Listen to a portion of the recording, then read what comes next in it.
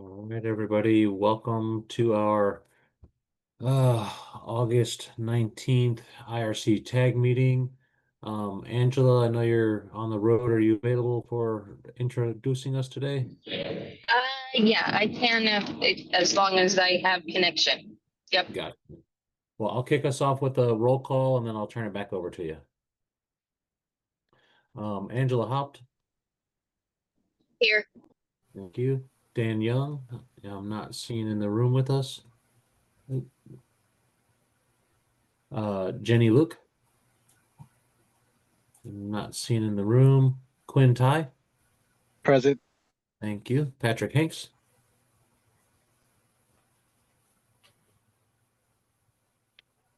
Patrick, I see you online. Are you with us?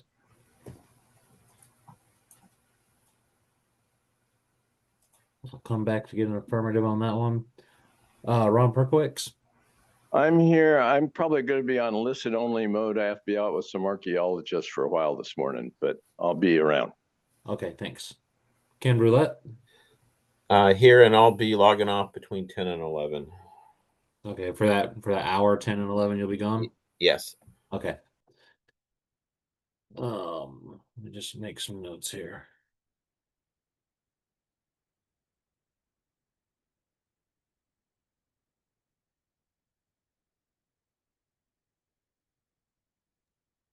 Hey, Dustin.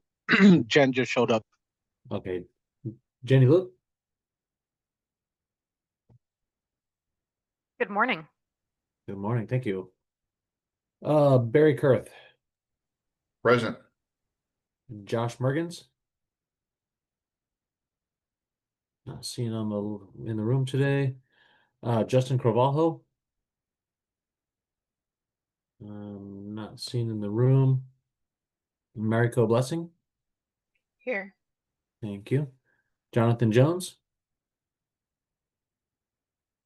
Not seeing online. Leah Summer. Not seeing online. Annie O'Rourke. Also not seeing online. We do have a quorum and one extra seat, and then we should be good to go. Patrick Hanks, are you available for Hey, a roll call? Dustin, real quick. Yeah, I'm Annie, here. I'll be switching over to my. All right, thanks. Yep, and Annie and Jonathan just showed up. Okay, Annie O'Rourke. Here. Thank you. Jonathan Jones.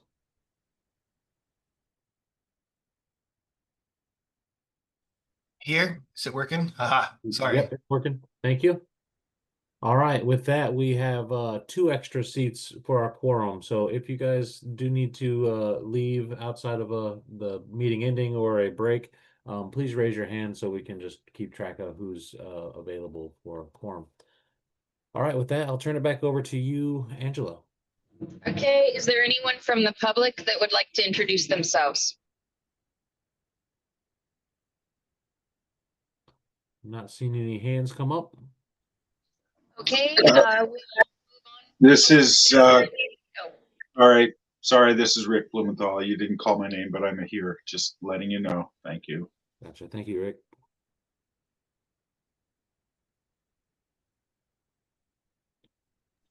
okay. We'll move on to approving the agenda. Would somebody like to make a motion?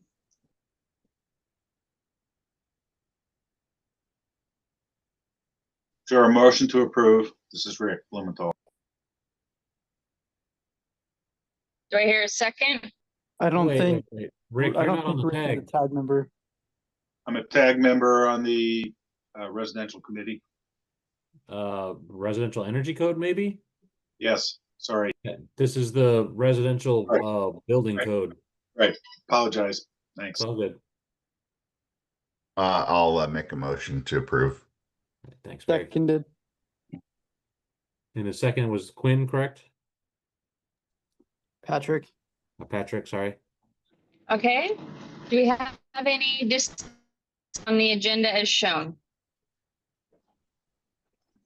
Okay, seeing no hands. All those in favor signify by saying aye.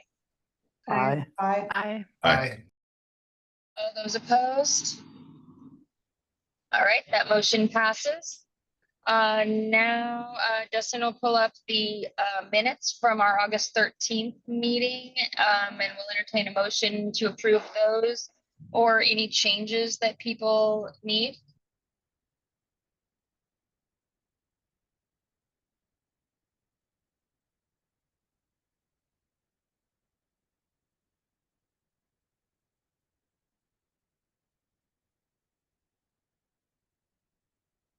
And that is the end of those minutes. Hey, Dustin, just a quick amendment to that minute. The last one, we were withdrawing that last one for mine. Gotcha.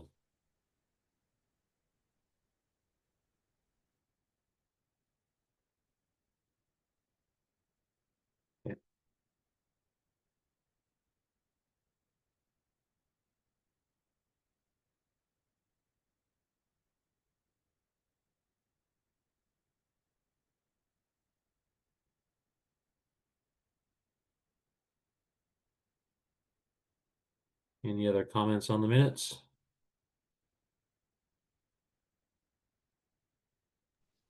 Okay, can I get a motion to approve the minutes as shown or as edited?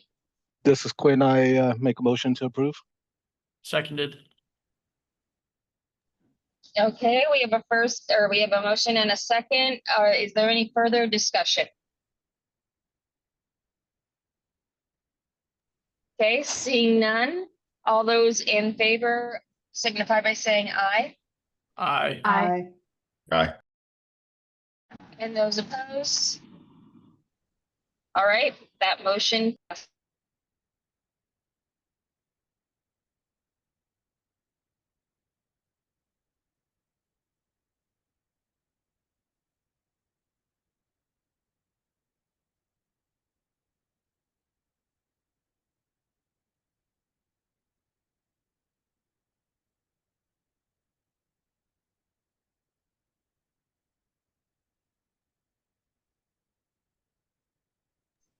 All right, we'll move on to agenda item number 4, the IRC existing amendments report wrap up.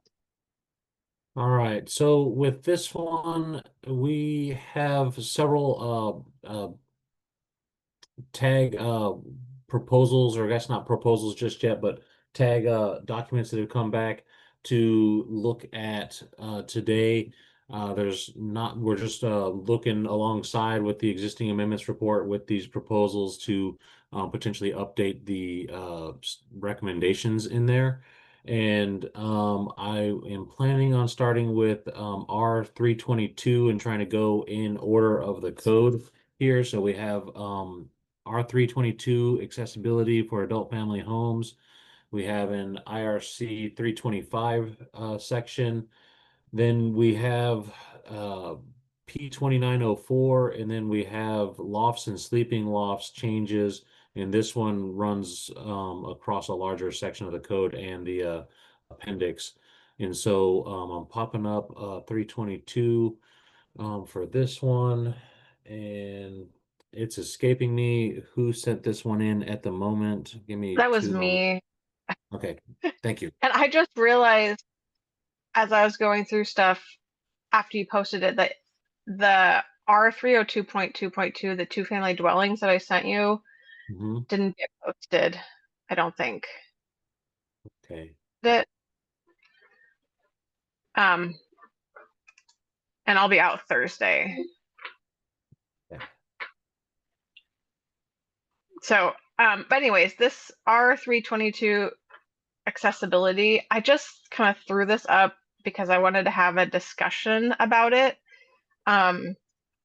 So this is the 24 IRC added the language saying, if you scroll down a little bit, it added the blue language, care facilities being required to have accessibility. And I listened to the testimony for this proposal to the IRC, and they said it was to align with the ADA. And based on the testimony, all care facilities as businesses open to the public even if they're in homes or required to comply with ADA. There was no opposition, and this was unanimously approved at the committee hearing, and there was no public comment. At the same time, there was a proposal, RB 5-22, that changed this R101.2 scoping language for one of the care facilities to now be changed to daycare facilities, but that language wasn't carried home into this section. And then, as we all know, Washington adds adult family homes under R101.2 scoping language.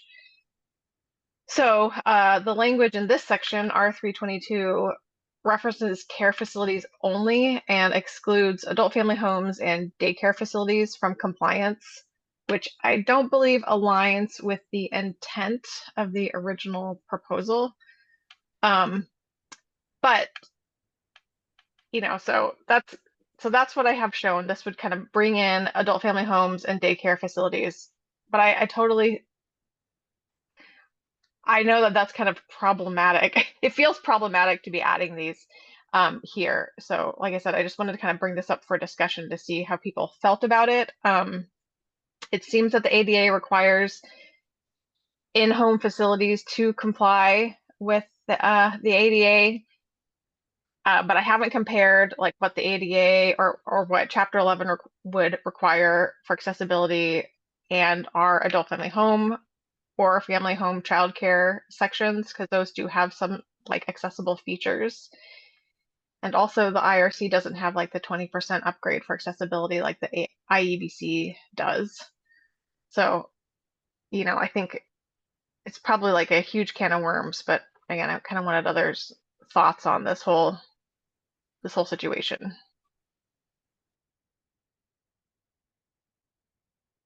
Jen, go ahead. I think the 20% might still be able to apply because, you know, if this is an existing adult family home that we're talking about, I think, you know, I've been able to use the IEBC for other residential projects. There's also the existing building chapter of the IRC, so we could make edits there to make that more clear. And then can you scroll up a little bit, Dustin, to the scoping for more dwelling units? So right off the bat there, where it requires it for 4 or more dwelling units. So I'm thinking about like townhouse buildings. So none of that is changed. Okay. They just changed the header for that, but this, okay. that requirement and then LiveWorks hasn't changed. Okay. Well, just the point I was going to make was that I've been reviewing a lot of townhouse projects, and you know, they don't end up being accessible. There's exceptions and stuff once you get to Chapter 11. So that's all I was going to say. Yeah, definitely agreed with townhouses. That previously we only worried about it for LiveWorks, but now we have this new section that talks about care facilities. But it doesn't carry forward the daycare facilities change that was in Chapter 1, and then also doesn't bring in Washington's adult family homes.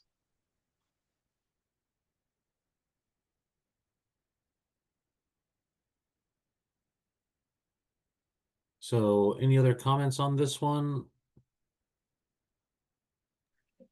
If we are going to go forward with it, I would maybe also specify our specific Washington definitions, like family home childcare, just so that's uber clear, just like you've added adult family home, if we are intending to apply this to them. Yeah, I have a note for the R101.2 scope section of the existing amendments, just kind of for myself, that like the model code added a daycare facility as one of those exceptions in the scoping language, but we have our own language that isn't aligned with that, because like you said, we have child daycare and child care family home in there, but this just says daycare, so it's kind of just like a little bit of a misalignment. And again, I'm not sure how I feel about bringing this forward or not, but I think this would meet the intent of the original proposal.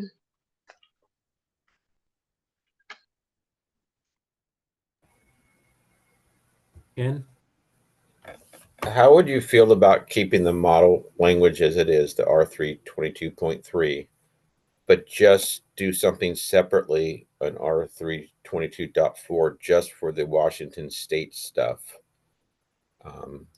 Because, and then maybe I missed this, but so currently, if I had an adult family home, does it or does it not have to comply with Chapter 11 of the International Building Code? I don't think I don't think it would have to comply with Chapter 11. It would have to comply with the accessible features that are in the adult family home and family home childcare sections. Okay, my opinion is I think this is I would, if you were going to go forward, I would separate it out. I wouldn't try to add it into this section. I would make it Washington specific and just add a new section and specify what they need to comply with.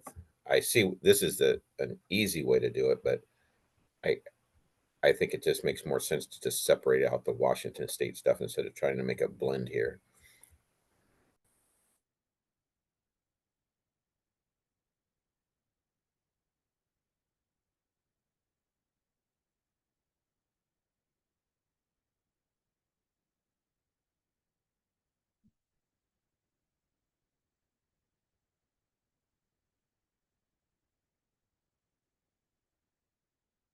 So as far as what we've got on screen here, we've got some potential suggestions for this one, to maybe add family home childcare and maybe separate that out.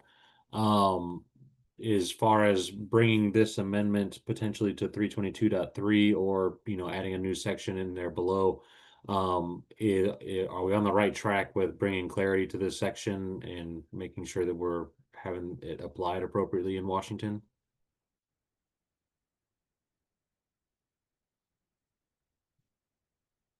Jen? Yeah, I think we're going to need some more time just to think about, do we really want to require full accessibility for these uses? It's a pretty significant, it would be pretty significant for the daycares. Yeah. And they're already going through some really tough changes right now with, having to reduce the number of kids, that DCOIF had been approving and stuff like that. And we already don't have good compliance with them. There's a lot of home childcare that are, they're never getting a building permit and making the changes that are already required. And it's a lot of these ones that are doing the increases that are having to get the permit now and finding out they actually never complied in the first place. So it's a lot of cost and everything. And I just wonder, the intent of allowing some of these small uses under the IRC was really to frankly avoid stuff like this, right? They could be building under the commercial building code, but this is sort of a give for these limited uses to allow them to sort of continue to use the house more like a house. So it's a really big significant change, I think, that we need to really grapple with before we, I guess, nitpick the language. Angela? Yeah, I agree with Jen that I actually don't think that the daycare facility belongs in there. I think that kind of flies in the face of trying to make these a more affordable option for people to be able to provide. Yeah, and that's part of the reason I'm struggling with it, like what Angela and Jen both said. I agree with that, and I don't want to make it harder for us to get childcare for anybody. I did look up ada.gov, and they I'm just going to read this thing that said directly from their website, which says almost all childcare providers, regardless of size or number of employees, must comply with Title III of the ADA. Even small home-based centers that may not have to follow some state laws are covered by Title III. And then it goes on to talk about religious exemptions to that, but it did specifically say like in-home centers. And so again, I think like I can take another pass at this, and I can try to compare what we actually have in our existing chapter 3 sections and compare it like with what chapter 11 would require, because it may not be too different, especially for the adult family home section. I can take a look at that. But yeah, like I said, I wanted to bring it up because I think it's not one that feels good to propose, but it's one that I think is like meets the intent of the original IRC proposal.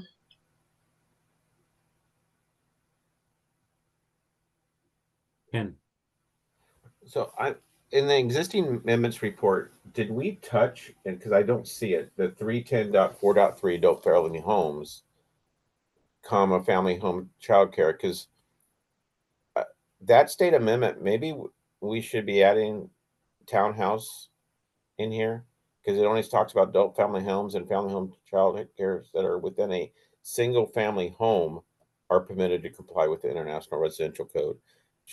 Did we talk about expanding that to townhouses so I could have an adult family home in a townhouse?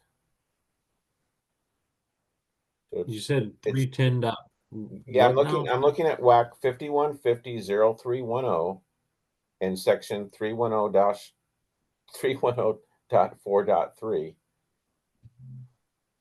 And we have adult family home, comma, family home child care.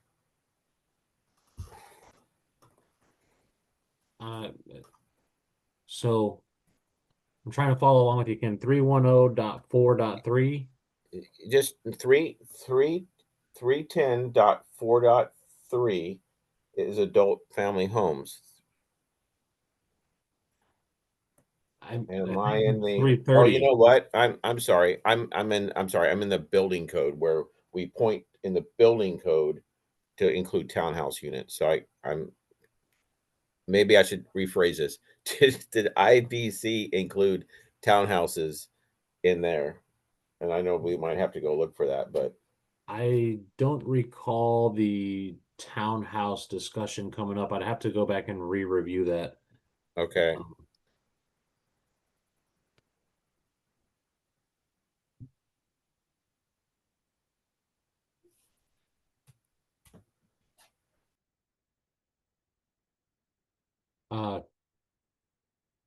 I guess Jen.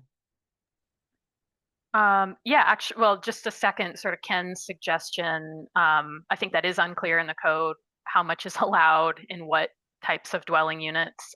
Sort of similar to when Angela is working on the accessory dwelling unit changes. You know, she's clarifying a unit going within another, single family dwelling. But I was just going to ask Marco, as you're going through this and considering this option, I'm leaning more towards we just strike the whole thing and don't include it at all. If we do include it, I think we need to really be specific about all the uses, because we also have home-based businesses that are allowed under our definition of dwelling unit. And, I've reviewed building permits for like a small yoga studio that somebody has in their house, those kinds of things. So whatever, if we're going to apply accessibility to more uses, I think we need to consider all of the uses and be really explicit about what applies. Or we leave this in and list exceptions. Maybe we want those other types of care facilities to have accessibility, but then we specifically exempt an adult family home, that kind of thing. But just let's make sure we're looking at all of the possible uses.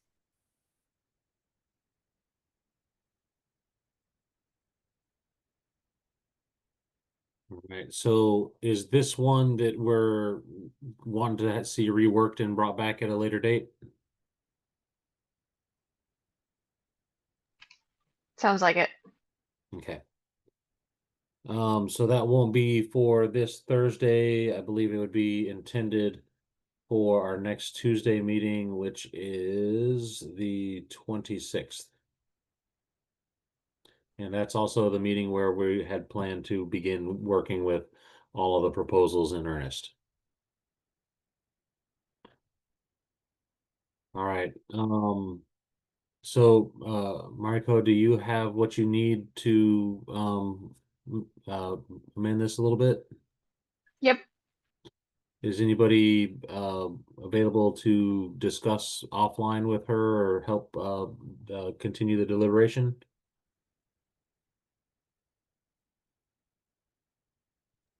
I can help. Okay.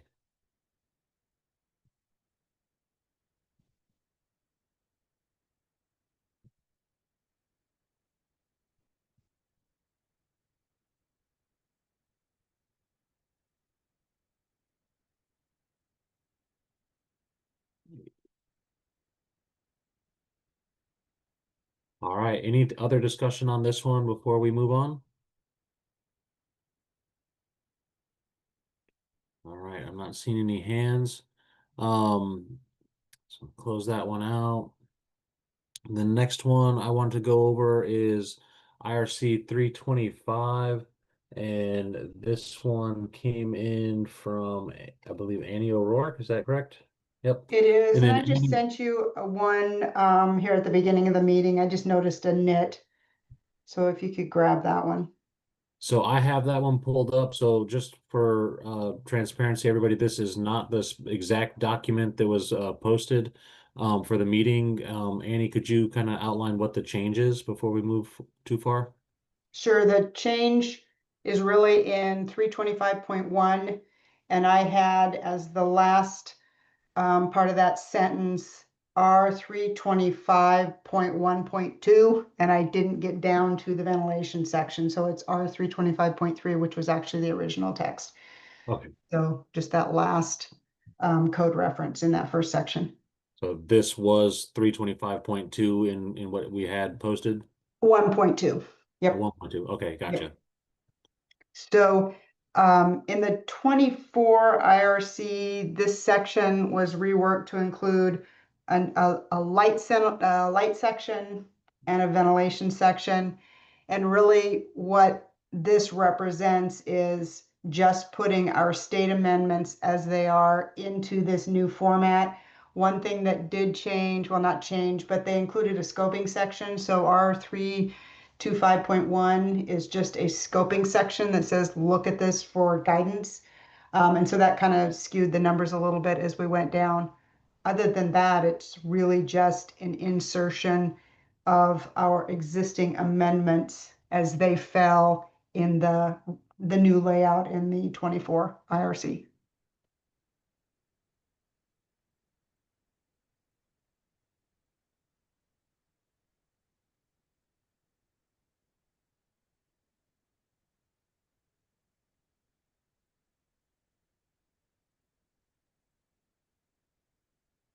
And so would you characterize it that the insertion of the existing, there's no changes to the amendment language, just getting it all organized with the new layout?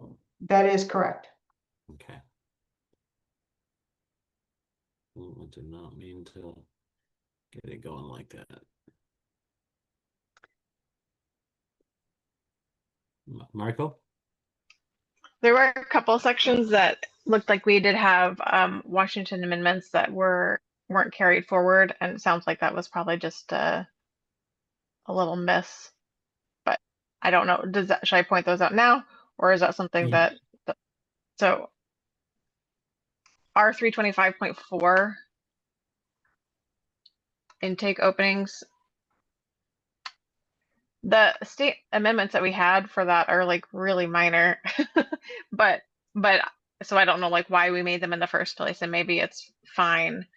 But it says mechanical and gravity outdoor intake openings shall be located a minimum of 10 feet instead of not less than 10 feet. And then at the end says except as at the end after loading dock says except as otherwise specified in this code. And so is that included? Can we refresh me what the number is for the existing amendment in there? It's 303.5.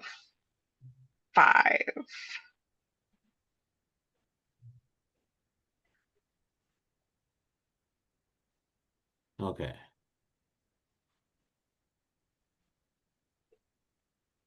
So like I said, it's so minor.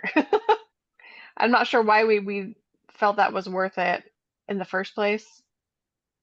I'm fine dropping it.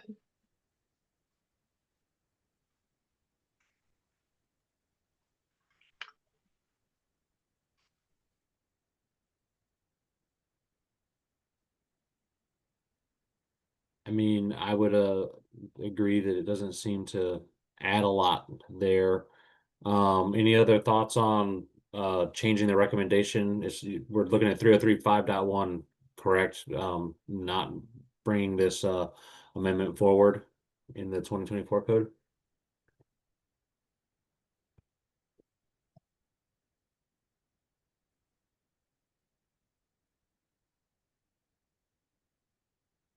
Any thoughts on keeping that amendment in the 2024 code? Just talking about some of the recommendations that staff has made in the past being to repeal because like the regulatory effect of the language is the same with or without the state amendment. I don't have a clear reason statement on where this amendment is generated from. It's probably likely that the language was a little bit more robust as we went through that. And then over the years, the model code language has kind of caught up and absorbed some of the state amendment language. And so the amended language is reduced. So, but if we don't have a clear reason to remove the amendment or why the amendment's there, some of the tradition for some of the other locations that this is occurring has been to maintain the amendment if we don't have a clear reason to repeal it. Go ahead, Patrick. Yeah, I'm just thinking the except as otherwise specified in this code, if there's a change we made somewhere else that could affect this, or if there's like another amendment that's interacting with this. But other than that, it doesn't seem like this state amendment does that much. So removing it would make our job easier. So Jen? Yeah, I'm sorry, I'm trying to hurry to search the word intake through the 2021 code to see that very thing, which is, we might need a little bit more time than right now, but I did find in 1504.3 for exhaust openings is not less than 10 feet from mechanical air intake openings, except for where the following apply. So I'm assuming there is another section, and that's why we added that. We wouldn't just add it willy-nilly if there hadn't been some other section where somebody was worried that this one would sort of be in conflict. So we should just do that research before I think we can probably live with not less than instead of a minimum of. Maybe they just made that change to be consistent throughout, language we were using throughout the rest of the section. That doesn't change the meaning, but the other one, we should do that research first. Okay. Any other comments on this one? I see, Mariko, you unmuted. Yeah, I was gonna say, given our time constraint, is it worth doing the extra research on this one, or should we just keep it? I mean, we have made that efficiency in other sections as well to, not dally on like for the chapter 11 stuff, we decided to not really go through and do all that just in the interest of time savings, and then we can hopefully clean it up wonderfully in the next code cycle. Patrick, go ahead.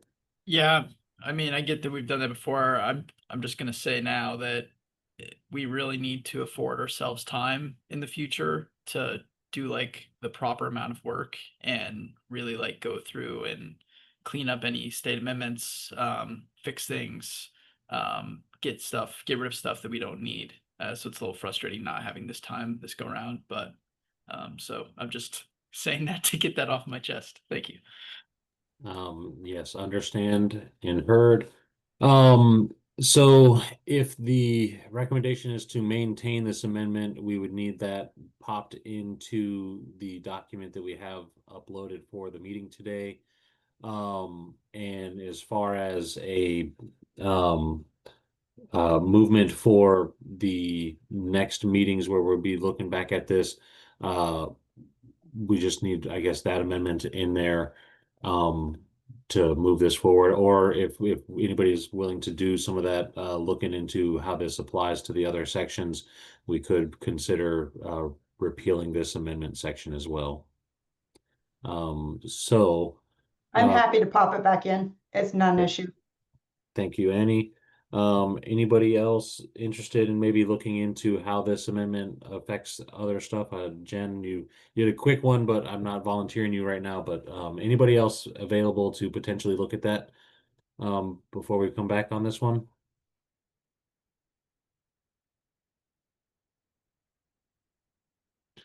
All right, I'm not seeing any hands. So, Annie, if you could pop that language back into the intake openings section and then shoot this back to me, I'd greatly appreciate it, and we can bring it back up as we discuss all proposals on the 26th. Easy enough. I'll get it to you this afternoon. All right, Just thank a you. question I had with regards to 1504.3 exhaust openings in the mechanical section. They have incorrectly referenced in the 24 code R303 in two sections, and now it's R325. Is that something that's just editorial that we don't need to go through the whole process with, or should we just be going back to national with a request for an errata on that? So it's a mistake on the model code language. Correct. They're still referencing 303 and not 325 since it was changed in the 24. We could clean that up here, but also it would be advisable to shoot that up to ICC.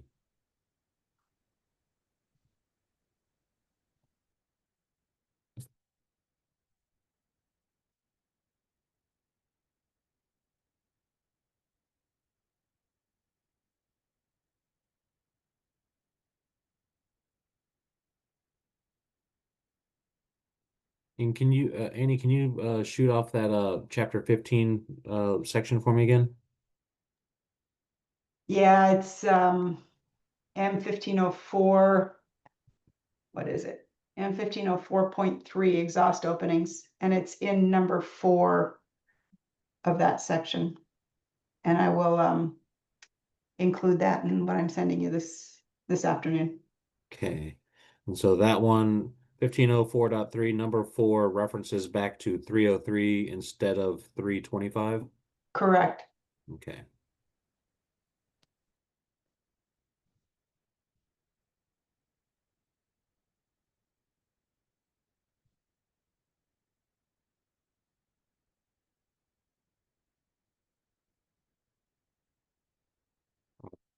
Thank you. Any other comments on the document that we had here for light ventilation and intake openings section? I think that we got it pretty well worked out and know what we need back on this one. All right, seeing no hands coming up. Close that one out. And we're going to be looking at the P2904 proposal, or I guess Word document that Patrick has worked on. And you worked on this with another individual. This was, I think, Barry, is it correct? Yeah. Okay. Barry helped out a lot, so. All right. Do you want to introduce what we got going on here, Patrick? Sure. It's pretty simple from what I recall. I think we just tried to, if you can scroll down to the code language there. We basically just tried to, oh, okay, now I'm remembering. Sorry. A lot of different code things. So we want to keep P2904, and we decided that getting rid of the appendix AWU would be best. And so that requires changing the references to the appendix and then making it a little bit more complicated, but trying to explain in the WAC 51.003 that, chapter 29 is not adopted except for P2904. So That's the gist of it. So that way we don't have, because before we said we didn't adopt chapter 29, and then you'd go to appendix U, and then appendix U would point you back to P2904. So we thought it was simplest to just get rid of appendix U, keep 2904, and just make it clear that that part is adopted.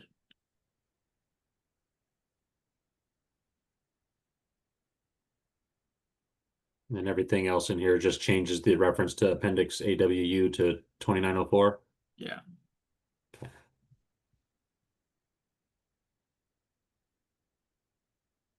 Angela? I guess I'm wondering if to do that, do we just adopt chapter 29 and the state?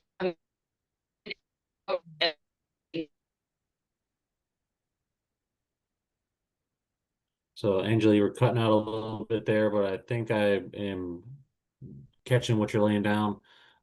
Should it just say, provided the chapters 11 or 11, 25 through 28 are not adopted, and 30 through 43 are not adopted, and then just don't even reference chapter 29 in Right. 03, and then the amendments just are, all the sections are just not adopted there. Right. So yeah, it would be, sorry if you can't hear me still, but yeah, cross out basically everything else in the chapter. And so then it would just be a whack that just shows the section that we've adopted. So it's not that it's not adopted in the top like scoping. It's just we did adopt it, but only that. I mean, yeah, I think that's one way of doing it. It is a pretty big chapter, so that would create a lot of new state amendments just to say this section's not adopted.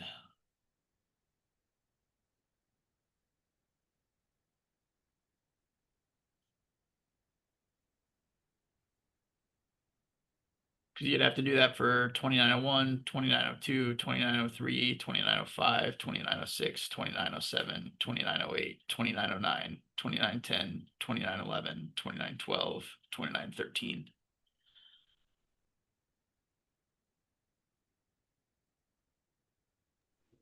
Yeah, I'm just trying to figure out sort of the cleanest way to show it in the wax is kind of, so I don't want to create more work. I'm not sure how to properly do it. I agree that way is probably like more clear when you're like going through the code. But yeah, it will. I don't know. Is that a big lift, Dustin? I mean, so it's an interesting one, and I'm been thinking about it as we're talking about it. So if we're looking at the whack, so the code book editing, not a huge lift, but doing the whack stuff in here, so we don't have amendments to chapter 29 other than 2904. So let me just, I guess, show you guys what I'm looking at. So this is just the WAC list here for all the different chapters that we have amendments to. So in all of chapter 29, we don't worry about going through and saying a section's not adopted in here. We just rely on the 003 there. So if we struck all reference to chapter 29 to 003, I think we would then need to create specific WAC numbers for the chapters that we're going to not adopt. It's not a huge lift, but it will add some extra text in here. I am not really I guess the way we have it going right now is the lesser amount of work, but I don't have a huge amount of heartburn switching it to a different format there, because when we draft our whack text stuff, that's just adding in several lines there, but it's not a huge lift to draft that in. I mean, if it's clear to just do it how Patrick had it, where it's just in the scoping, that's fine. I mean, confused, even though it's not properly scoped. So I mean, if it's less work to just do it the way that it's shown here, I don't have a problem with it.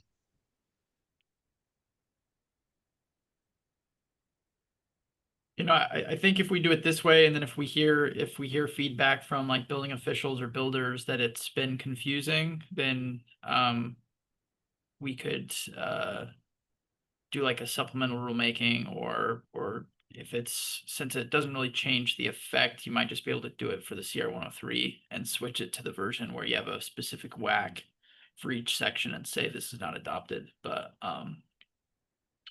I haven't heard any feedback thus far, so I'm assuming it's fairly clear to folks.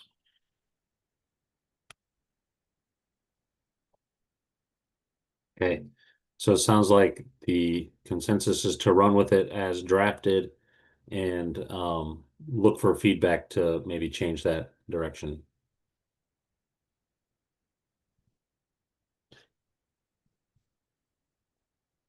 Sounds good. Okay, let me just make a couple notes.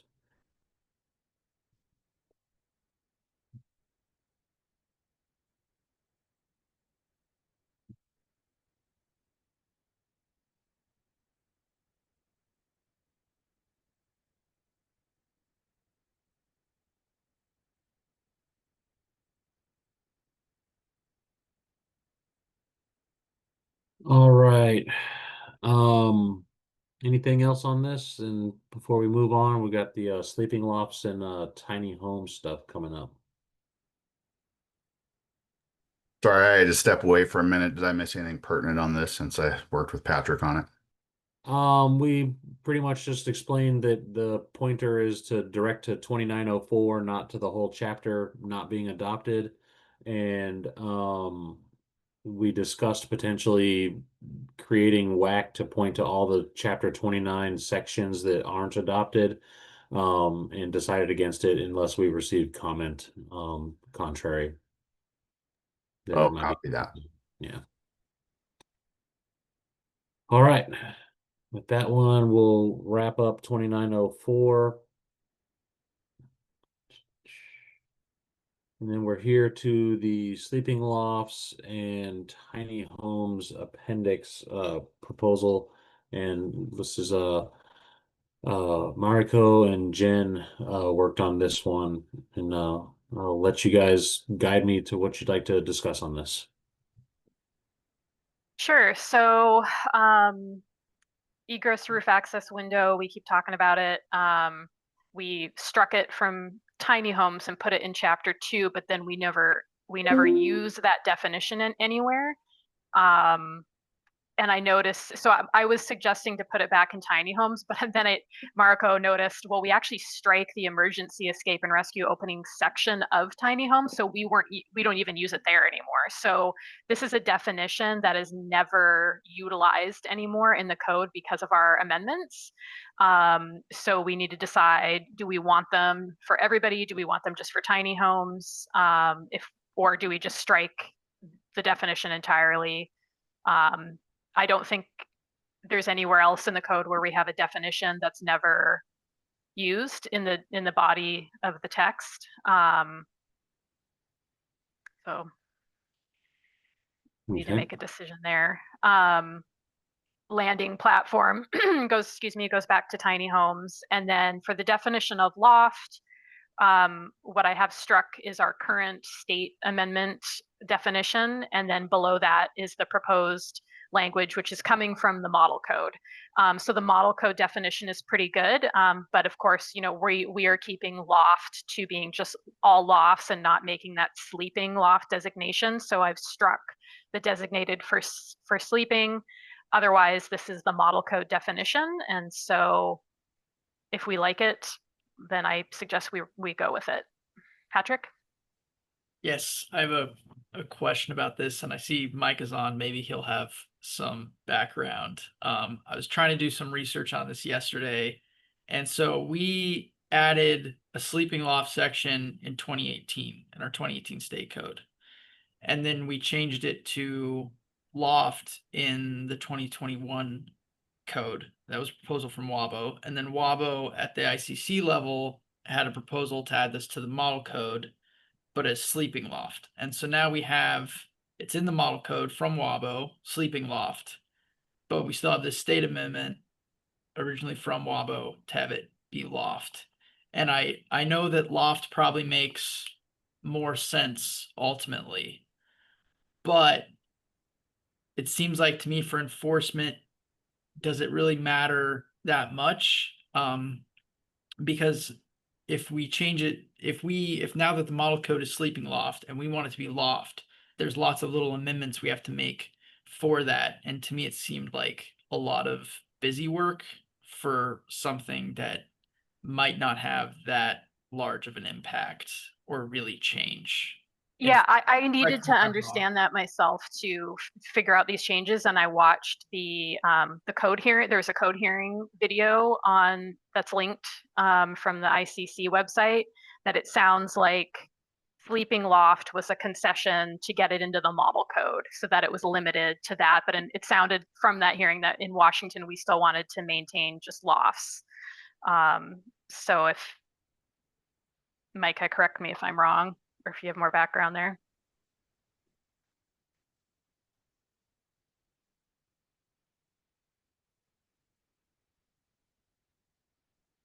He's not unmuting. I could probably talk a little bit on it. Excuse me, I'm kind of feeling down today. Jen, you are correct. We initially wanted loft in the model code, but then after some discussion with MHIB and several other folks, there were some concerns that like they didn't want it to be too broad.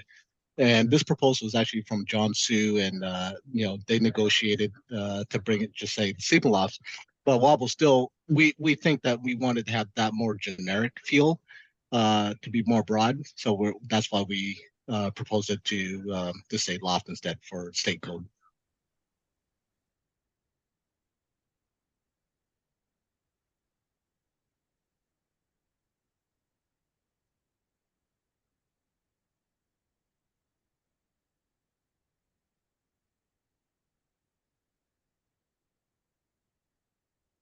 Okay, so we can keep talking about that. There are exceptions to the application of the loft section. So you could still have a space that you might colloquially call a loft, but it does not have a ladder or stairs up to it, that kind of a thing. So those requirements wouldn't apply. But back to the definition, I did like the changes to the definition to specify, for example, to space within a story versus within a dwelling unit. I did like that. So, and the argument to have the designer maybe have to specify whether it's sleeping or not. I did think that was a good point because that Mariko made, because then we'll get into semantics arguments where somebody says this is not for sleeping, it's a loft within a bedroom and it has all the qualities, but they're saying it's not for sleeping, and then does this whole section apply or not, that kind of thing.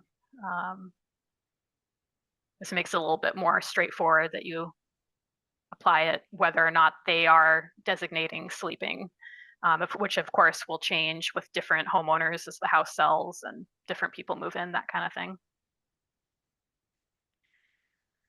Okay, so if there's any other questions or comments on the definition, otherwise we can move on.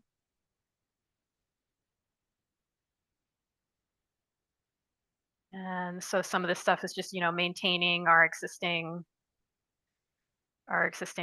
language. There's some model code language that's coming in here for this last item. That's, basically we have an amendment here and now model code language is coming in. So whether we're calling that, I think it's a modification of the existing amendment to sort of update that language to match the model code and strike sleeping.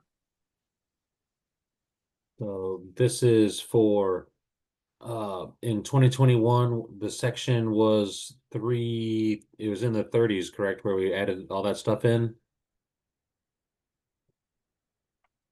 I don't remember the number off the top of my head. 333.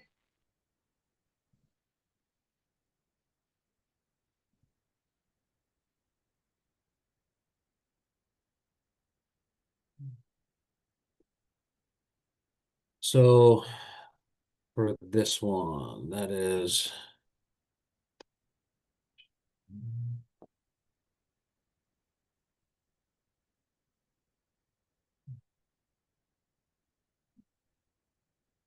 The location should be either near the top.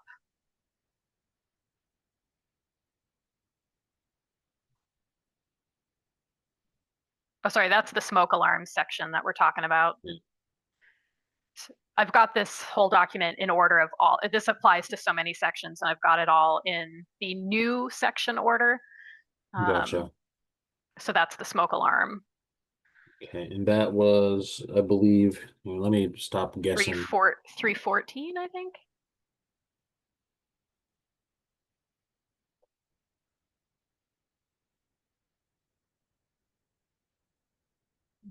Smoke alarms, and this is for, yeah, okay.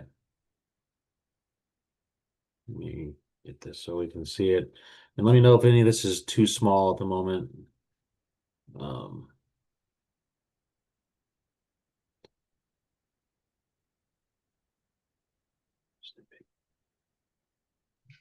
It's 314.3. 314.3. Okay, thank you.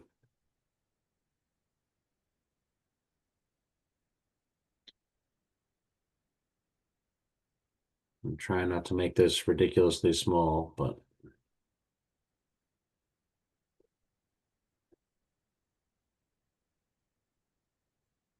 So it looks like we can,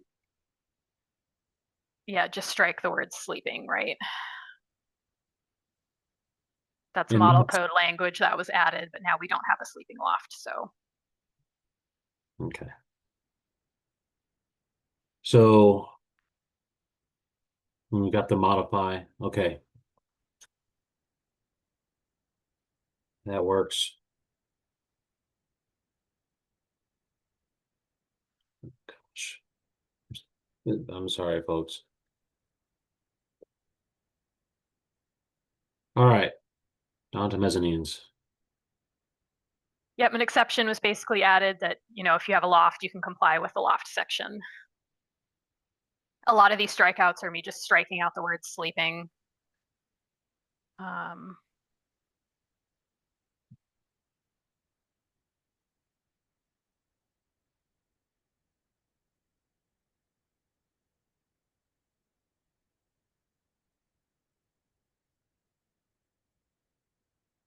And these are just modifications to our existing amendments right here.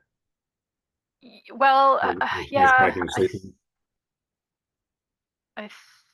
Let me open my copy on my computer because So I think a lot of this stuff in red right now that we're looking at, it's our Washington amendments are now in the model code, except they say the word sleeping.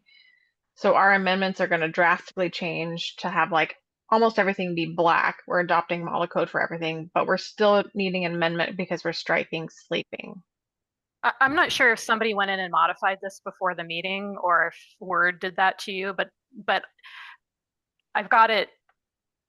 I had all the model code language in blue, so it was really, really clear, what's model code, and then only the state amendments. So this looks like we're kind of wholesale amending the whole thing, and we're not.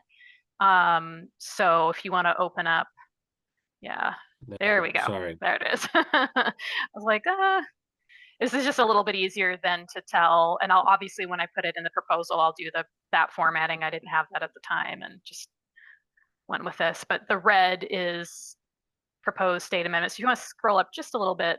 Again, some of these are just capitalizing the L once we strike sleeping. But there's if maybe you can turn the comments back on, that might be helpful. But so this is a suggestion from Mariko. The model code language says spaces adjacent to the loft with a sloped ceiling. that might have made more sense in like a tiny house.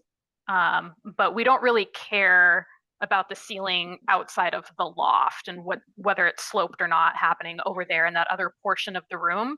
So this change here, I think, makes it a little bit more clear that we're talking about the ceiling within the loft area and not just some adjacent area. Again, I think maybe because in the tiny house, you have a sloped ceiling and they were sort of calling part of that whole area the loft, even though you would maybe think of the whole floor space as the loft. There's a very low portion that you could have kind of in the eave, and we're like, oh, we're not counting that as the loft. So I think that's what that language was speaking to.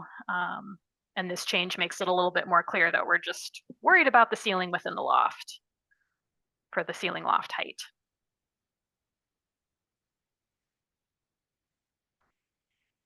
And then down here, this is just maintaining our existing amendment, but it did say where a permanent means of egress is provided for lofts plural, and that seemed weird, so I just fixed it to be singular. You've got a permanent egress for a loft versus multiple lofts. And then from this stairways section down through the rest of this is all new added model code language. So the rest of it was pretty much what we had in Washington State previously. And this whole section is all new model code language. Quinn? Oh, go ahead and finish. I do have one more thing to add to this loft. Oh, okay. So in Orlando, Wobble and City Seattle proposed into the model code to modify, and this is RB 126. And basically it is to section 319 for emergency escape and rescue opening.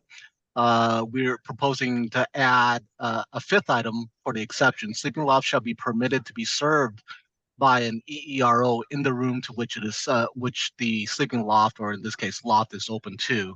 Because apparently when we introduced it in the 21 code, or 24 actually, people were confused on whether or not it needed its own EERO.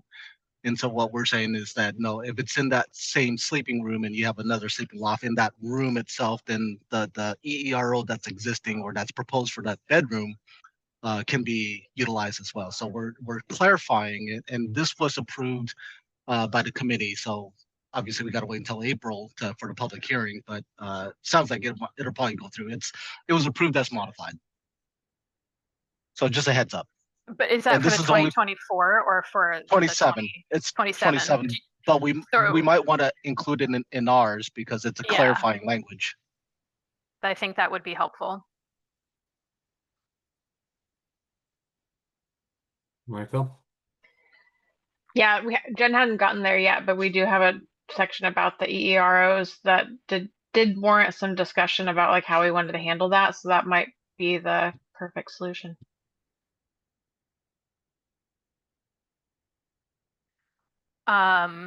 So this inhabitable attics, that highlighted area is some errata that we noticed, and I did submit that to ICC.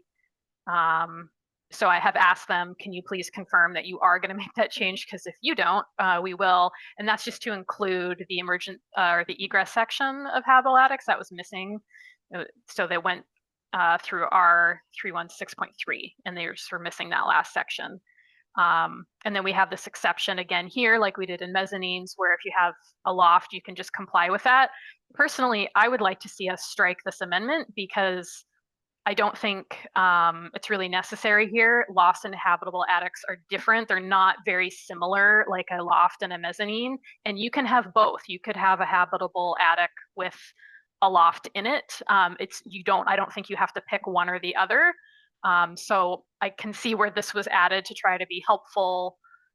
Don't confuse the two. I'm okay with leaving it. I'm not going to die on this hill, but I don't think we need this amendment.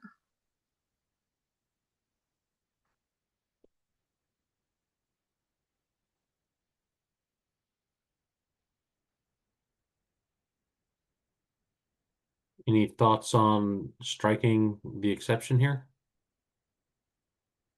Do you guys see any lofts in attics? I haven't, but I have not seen a lot of habitable attics. I have seen some folks that are, we had some brand new townhouses that people were proposing that they really had a fourth story. They didn't really meet the definition of habitable attic, but they were doing a lot of creative things up there. So I could see somebody proposing it. I have seen a very large habitable attic space, where there would have been space for it. But again, oh yeah. So you did bring up a good point. So I did recently get one. You're right. We did have one where it's a 4-story, and then they argue that it's actually a loft. And so they used this exception to get get me to review it out at IRC, because originally I was like, no, it's a 4-story, it's IBC structure. yeah, yeah. So again, like we don't say, stairs have to comply with all these stair requirements except for ramps, right? We have a stair section and we have a ramp section. And you don't have to go ramps comply with this stuff except for stairs, right? That's why this seems weird to me here, because again, you could have either and you could have both. I get it with the mezzanine because they're very similar. Like, is this a loft? Is this a mezzanine? That's an argument to make. I think they're different enough here, but again, it's not that important.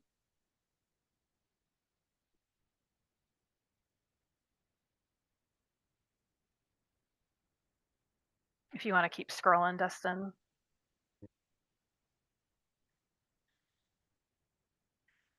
These are just some other sections that we have existing amendments to, so that's no change there. Okay, here's the emergency escape.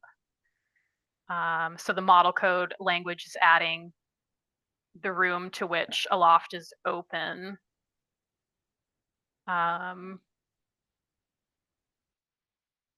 So Quinn, do you think that's clear enough, or do you think that the further changes to further talk about this are necessary, I guess, in your opinion? Rico? I could let Quinn speak first. No, go ahead. I want to reread what we're proposing. So I think when it says the room to which a sleeping loft is open in the model code, that makes sense for requiring an EERO. But would we strike the word sleeping and say the room to which a loft is open? That doesn't make sense. Because now if we have a loft that's not used for sleeping, then that room still would need to have an EERO, and I don't think that is what we really need. So I'm not sure about I'd have to look also at Quinn's amendment, but I did think this was something that needed a little bit of work. I was leaning towards just striking the whole thing and saying that like sleeping rooms that had lofts that are going to be used for sleepings are probably going to look like bedrooms with lofts, and so the sleeping room the ERO would be covered in the sleeping room itself. So I was leaning towards that being good enough, but I see Quinn has his hands up now. Go ahead, Quinn. Yeah, if you guys don't mind, I could share my screen. I have the proposal up, RB 126. Yeah. Go ahead. Let me see if I can find it here. If it's not on a button down there, it'll be in the more. Yeah. There you go. No, I see it. All right. So let's move this thing out of the way here for me. Sorry, are you guys able to see? It says it started, but it hasn't loaded on my screen just yet. Okay, hold on. Too quickly. Get this error now. Don't send. Huh. Stop. Everything's freezing up on me.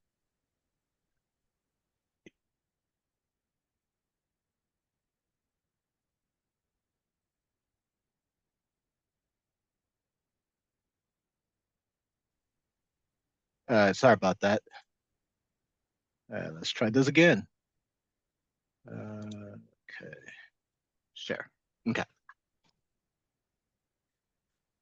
You guys see it now?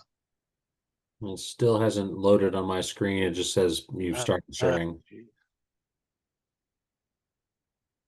And how about this? I'll say email. But basically the gist of it is that Wobble is crossing out where it says the room to which the sleeping in the charging language, and then we're adding it into the exception as number 5.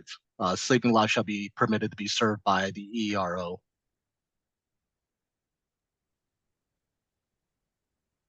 I think with our state philosophy here of we've got a loft or we don't, we've got these other things that are similar, but we're not going to make you do all these requirements. But when you do have a loft, we're sort of treating it like somebody's going to sleep there.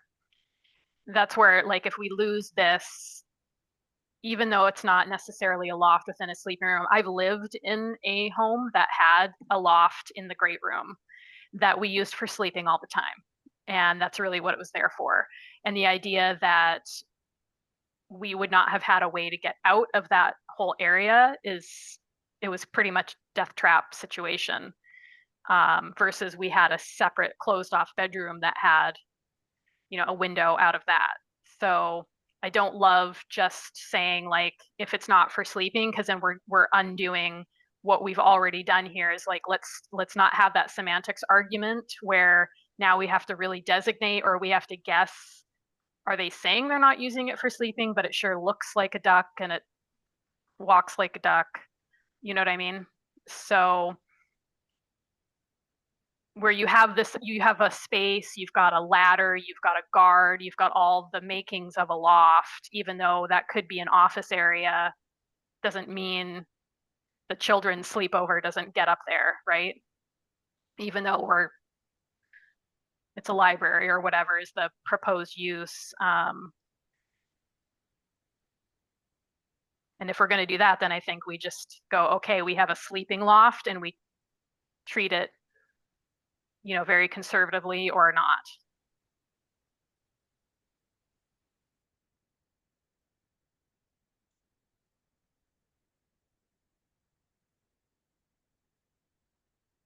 I just sent it to you guys, Dustin and Jen, by email. No, my thing is freezing up, so I might have to reboot. Okay.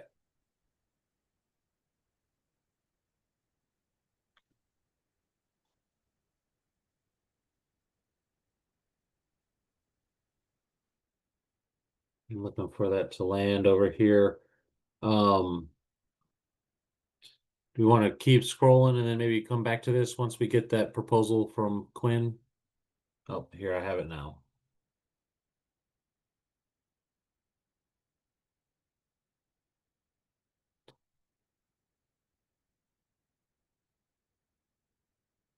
Taking just a moment to open up.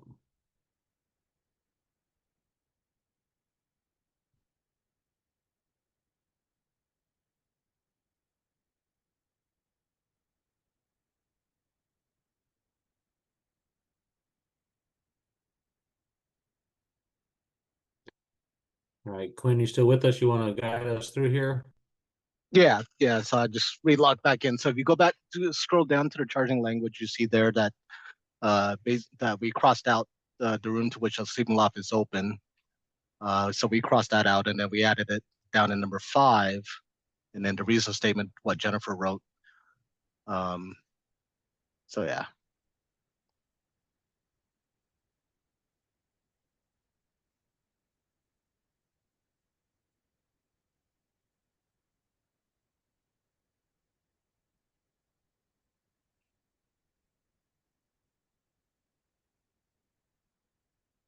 And is it accurate to say that the model code language without this amendment would require an ERO for sleeping lofts? It's an interpretation right now, right? I mean, we are requiring ERO. I believe you go to that sleeping loft section, it does require an ERO.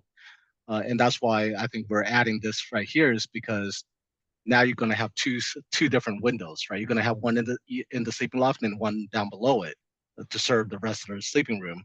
So this eliminates that interpretation and say, okay, instead of having an EERO above and below, the one below that serves the sleeping loft can be the EERO for it.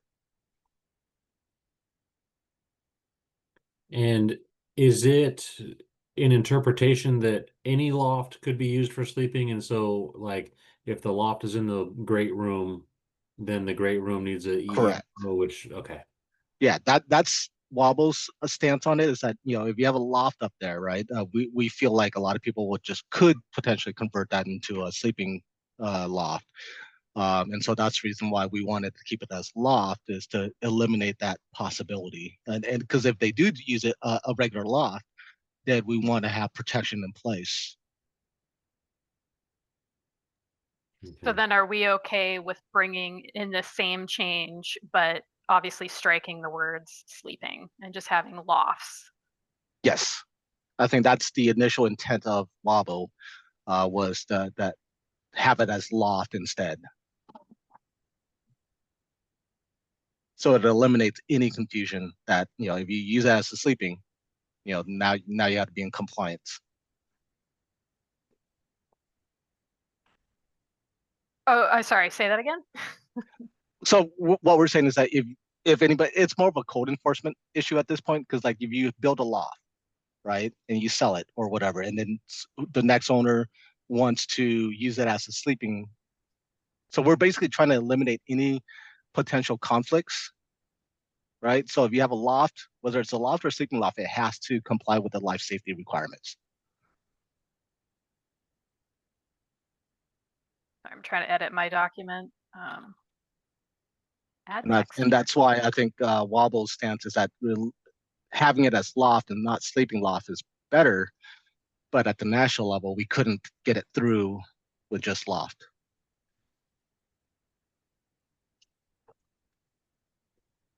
Okay. And does that look accurate for the discussion, what I have added here? We would also strike the second word of the second sleeping.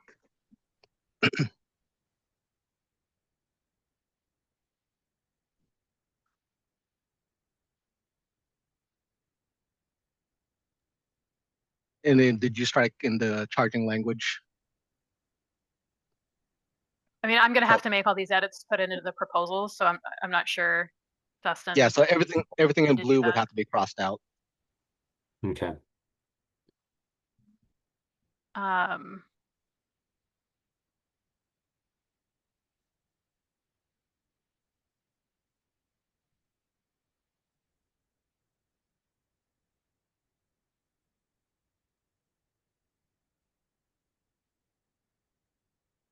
Okay.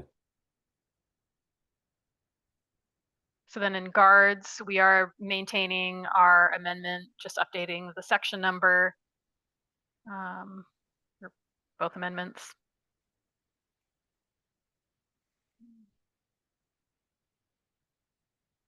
And then we are, you know, it's really hard to, you know, we have all these existing amendments that we're maintaining, but in this new section, some also, obviously our previous section goes away, right? We don't have our 333 anymore. Yes.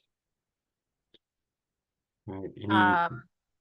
I did not send you the tiny house document. Do you want me to pull that up and go through that on my computer? If it's okay with the group, I'd be happy to let you share the screen. I have the document that Mariko mentioned earlier, the 302.3. I have that ready to share as well.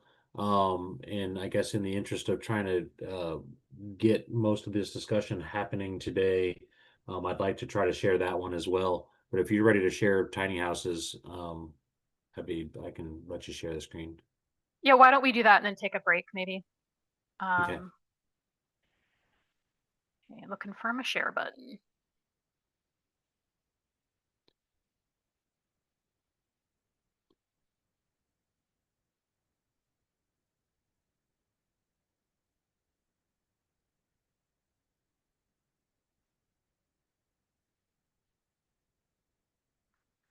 Okay, so once again, probably striking egress roof access window since we struck the use of it in tiny houses. If we want to restore that, which I'm in support of, we can restore the definition. So once we get to that section, maybe that'll give us a better idea.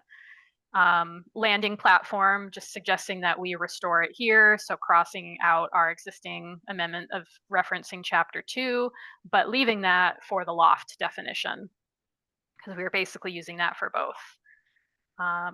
Then in the definition of tiny house, we have specified dwelling unit, and then we are again striking the word sleeping to be consistent with the loft section.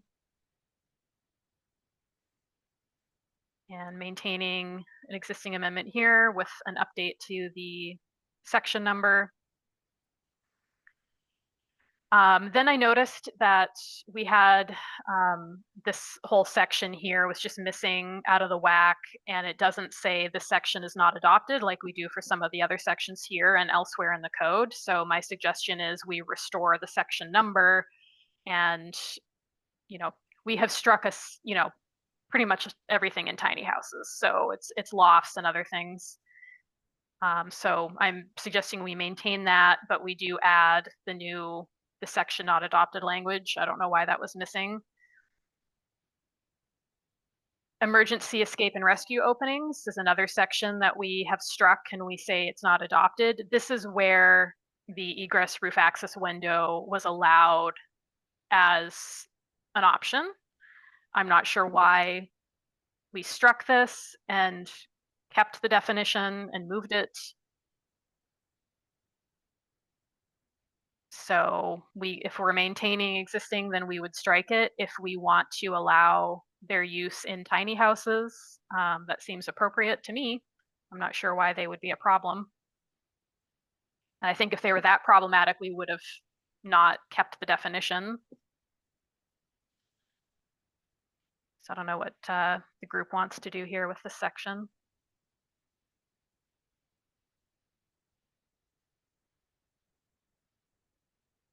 Micah?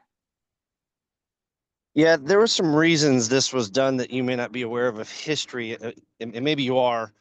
We went through this based on a legislative directive to adopt stuff for tiny houses. That was a requirement.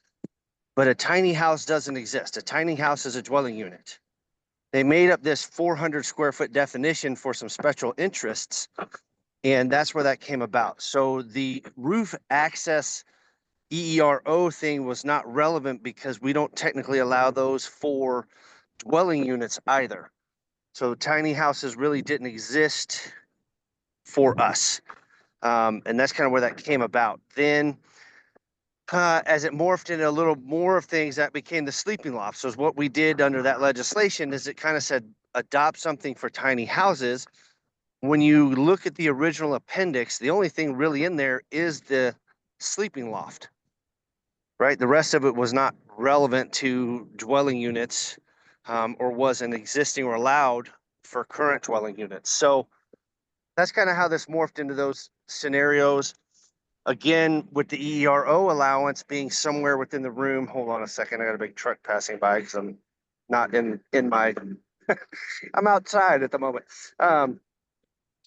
So that's kind of how that came about. And that was the reason we got rid of that, because your EERO in that loft could be in the room that the loft opens up into. And nobody was said, we're never going to use that. I mean, you're probably right. If somebody came in and wanted to use it, sure, we could look at it as an alternate means and methods or a code mod under chapter 1, but that's why it was struck out. And that's why most of this chapter was struck out. The energy code changes in this section were done at the national level, and we brought those in early. I think there were some additional modifications to that energy code requirements for 2027, but I can't put my finger on at the moment. But that's kind of some of the history on where this came from by the way of the appendix for the tiny house stuff. Okay, great. Very helpful. So then is everybody okay with we keep this section struck and we go ahead and strike the definition of roof access window everywhere? Or does anybody want the definition?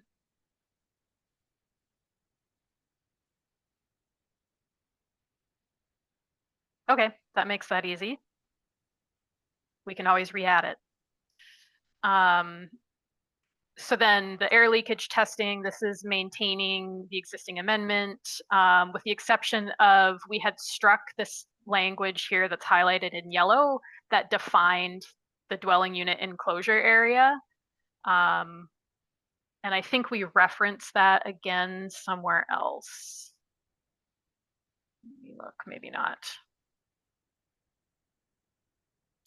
We were referencing it in our amendment here. So we had struck out the explanation of what it was, but then we were referencing it immediately.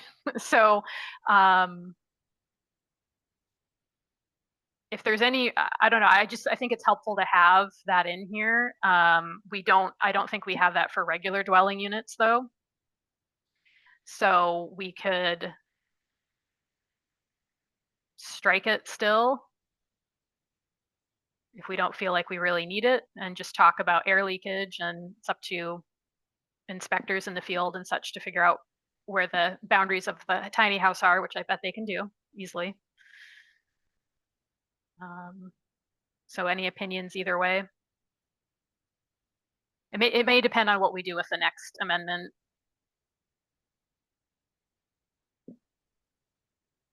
So for whole house mechanical ventilation, we had this language in red, and we talked about how, oh, the above here it says you cannot exceed 0.3 CFM, and then we say where you're not exceeding that, and it was sort of like, why don't you just say you need to comply instead of kind of doing this in this weird way. This is the highlighted is the model code language, and I think it's meeting the same intent. It's doing the same thing. You have to comply with air leakage with the section above. So where you are complying with the section above, then you have to have mechanical ventilation. So I don't really see the need for the state amendment here. And if we do strike that, then we're no longer referencing that dwelling unit enclosure area as well.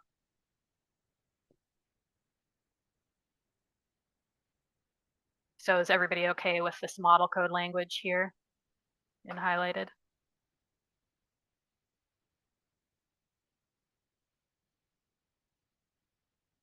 It appears so. No hands coming up. Okay. So if we do keep the model code language, should we continue to strike this dwelling unit enclosure area? Jonathan? Yeah, hey, I apologize. I was answering a code hotline still. I'm the guy manning the phone today. I think what I was concerned about was homes that were I guess can I shift this a different direction? The BB 106.1.1, are they allowing for infiltration as part of the air calculation? Because I think what they were concerned with was massively over ventilating such a small unit.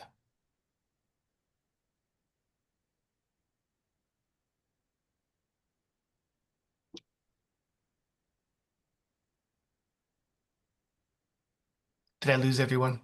No, No, I I'm mean, here. Okay. you know, I think that basically we're keeping the spirit of the existing amendments here. You know, as I was modifying this to make it really clear, like what was model code, what was struck, what was the stuff that we added. I just noticed this dwelling unit enclosure area was gone, but then we were immediately referencing it in the next section.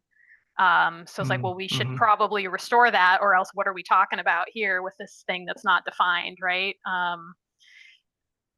You know, but if we are striking that as well, I don't know enough about mechanical stuff to have a strong opinion, but currently it is struck. Yeah, I'm trying to remember if the mechanical ventilation in this code allows for infiltration rates or not. Because looking at it, I think that's the concern. Where it's saying it's not exceeding the 0.30. Let me read it one more time because I'm going to say this wrong if I don't read it correctly out loud here. 105.5.4. Okay, so with the air leakage rate not exceeding, so it's not bigger than the 0.30, then they want you to put in something according to the mechanical code. But if you're leakier than 0.30 CFM per it's special leakage area or a dwelling unit enclosure area is what I guess what it is called now. then it's already saying it's already leaking enough. And if you put a ventilation system in, it's going to overventilate the property. And that's the only concern. I think that's why they benchmark it to that air exchange. You have a very small dwelling here, and if it's already really leaky, it's changing a lot of air, then the ventilation system is going to be a penalty to the homes. Okay. So it seems like, again, keeping the spirit of the existing amendments is what we want. And then I just noticed that we do reference dwelling unit enclosure area in the first sentence. Yeah. So in that case, maybe it makes sense to restore the explanation of what that is. Oh, I see. You scrolled up a little bit above, and I didn't see that top part before when I was talking. I do apologize. You have addressed it in the top right there. The Yeah, very first sentence. Yeah, that's what we already have. And it's weird. It's italicized as if it's a definition, but it's not. I mean, I looked for it in chapter 2. It's a definition in the residential energy code. It's the enclosure area that's used to do the air barrier test for multifamily projects. Okay. So do you think we should keep this explanation then of what it is in this code? Because we're not, that's probably part of the problem, is that we sort of coupled the two. Yeah, well, I mean, that's why I dived into ventilation specifically, was because we get so many questions about it because the energy code barely touches on it. Does that make sense? And so we're constantly getting pulled into the ventilation code. I don't know. I do know that my understanding is the way the codes are set up, and I could be wrong. I am definitely not a building official of any type, but if there's a definition in one of the code books, then it is usable, is my understanding. So it doesn't have to be here if it's in one of the other code books. You could put in reference the energy code for definition, or you could include the definition here in this code.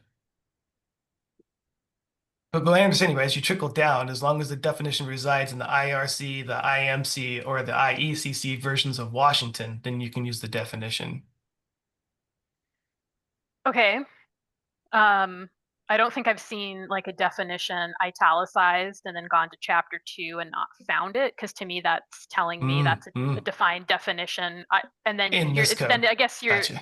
and then you're guessing which other code it might be in. Like maybe here you would assume the energy code, but if it could be in any of the codes, then that's a little confusing. But that's how it was written. And then yeah, okay. Yeah, then if it's not in Sure. this code, you would definitely want to.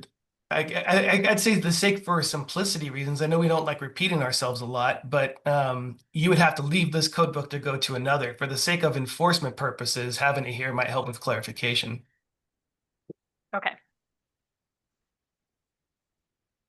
Quinn? Yeah, sorry. I do have a 10:30 appointment meeting, so I have to jet right now. But since I'm just a backup, I did invite Jennifer Gilliland. I know that we just talked about lofts and sleeping lofts, so I don't know if you guys have any further questions for her. But I presented the RB 126 to the tag. But anyways, I'll talk to you guys later. Okay, take Thank it you, easy. Gwen. And then the last section here is just, we also don't adopt this alternative compliance.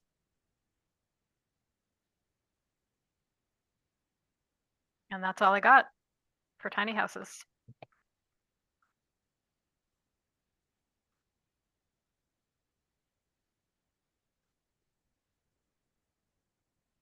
So do we need to change any of the recommendations in the existing amendments report? Yes. To go along with that? Yes. Okay.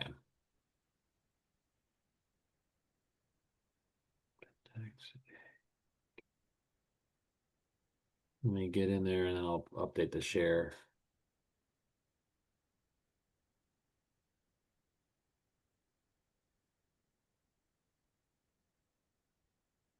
So for lofts, since it affects several sections, I'll have to draft several proposals based on what we talked about. And then tiny houses, it'll all be in one, which is nice. Okay. I think if the lofts is all, if it's all dealing with the same topic, I think that can all be in one proposal. Okay, we can I agree. combine all the sections into one. Yeah. Okay. do you still want two, one for lofts and one for tiny houses, or do you want all that in one I proposal? mean, we could have them in one proposal. We could have them in two. It might be, you know, one of the things that I try to avoid with having too much in one proposal is if the proposal's denied, then everything in that proposal is denied. So maybe breaking it out into the appendix versus the chapter 3 section would be the best. But let's just be careful though that if one gets denied, the other one can't actually go forward because the changes are dependent on each other. So like if we strike or don't strike definitions in one and not the other, then Gotcha.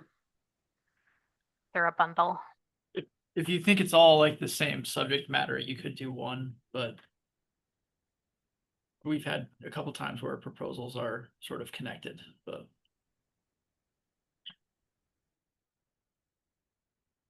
So with this one, we have across Appendix AQ recommendations to modify the existing amendment. And I think that that's in alignment with what we've seen here on the screen today. We're just modifying some stuff. Do we need to update anything else inside the Appendix AQ existing amendments section?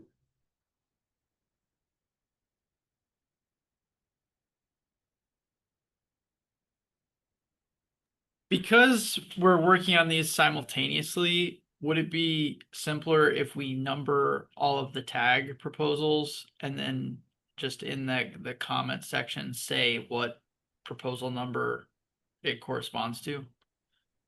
Yeah, I mean, as Like- we start getting tag proposals, I do intend to number them and include them in there for stuff. But as far as comments here, yeah, we can definitely do that. We could just do a brief description of what the change is and then say see proposal XYZ. Okay. So I don't have numbers established for these just yet. But we can definitely make that modification once we get these in and get them all numbered. But as far as the beyond adding on to the comments, like what the proposal number would be, the recommendation looks like it stands the same. Is there other content that needs to change, Jonathan? Sorry, my system double mutes. You think I'd be smarter than that? My question here on the air leakage testing, we also cover this in the residential energy code. Usually the residential energy code kind of ends up trumping some of the other codes as far as the air leakage goes. So my question is the intention of the leakage rate, the 0.3030 CFM at 50 pascals, was that to bring it in line with the same leakage as a single family dwelling, or was that to bring this more in line with the leakage of a small unit, say like multifamily projects? Because the reason why I'm saying this is I'm wondering if it'd be easier to point to the residential energy code's air barrier testing requirement for the multifamily projects, because it does it in the dwelling unit enclosure area, and it lists the same exceptions. It lists the same ASTM testing standards.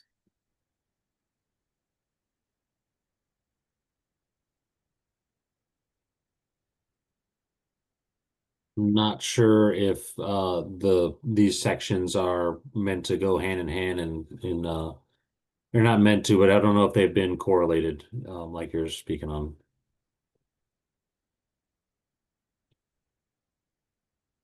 And is that 0.3030 CFM, was that changed to reflect the air tightening stringency that happened in 2021? Do we know? Does it go from 5 to 4? And national code's 3. So I was just kind of wondering where they came up with the 0.3 CFM. My apologies. I didn't mean to derail the entire conversation. That's okay. I don't know where the genesis of those numbers come from, but I can dig into it and see if the documents we have for this amendment do indicate why they chose that number.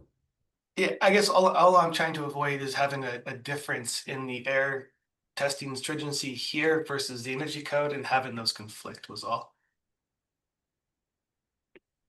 So with that, the air leakage testing is governed by the energy code. does it do us good to have this whole section here, or would it be better to have this section point back to the energy code? I mean, kind of in the spirit of what Micah was explaining earlier, is that this is just a dwelling unit, like every other dwelling unit. Yes, it's smaller, but it seems like we just still wanted to treat it like a dwelling unit, and it is confusing. The only thing is that there's an exception, right, for air leakage testing, that additions less than 500 square feet don't require it. And so I think that might be confusing. Like, I wish that we would just treat this like, if we're going to say we're treating it like a dwelling unit, then do that across the board, really. Especially since we've removed all the intricacies of their lofts and that kind of thing that are specific to tiny houses. But if we're in the energy code and it says additions less than 500 square feet and this is 400 square feet, then would that, you know what I mean? It doesn't say floor area, it's specific to additions, but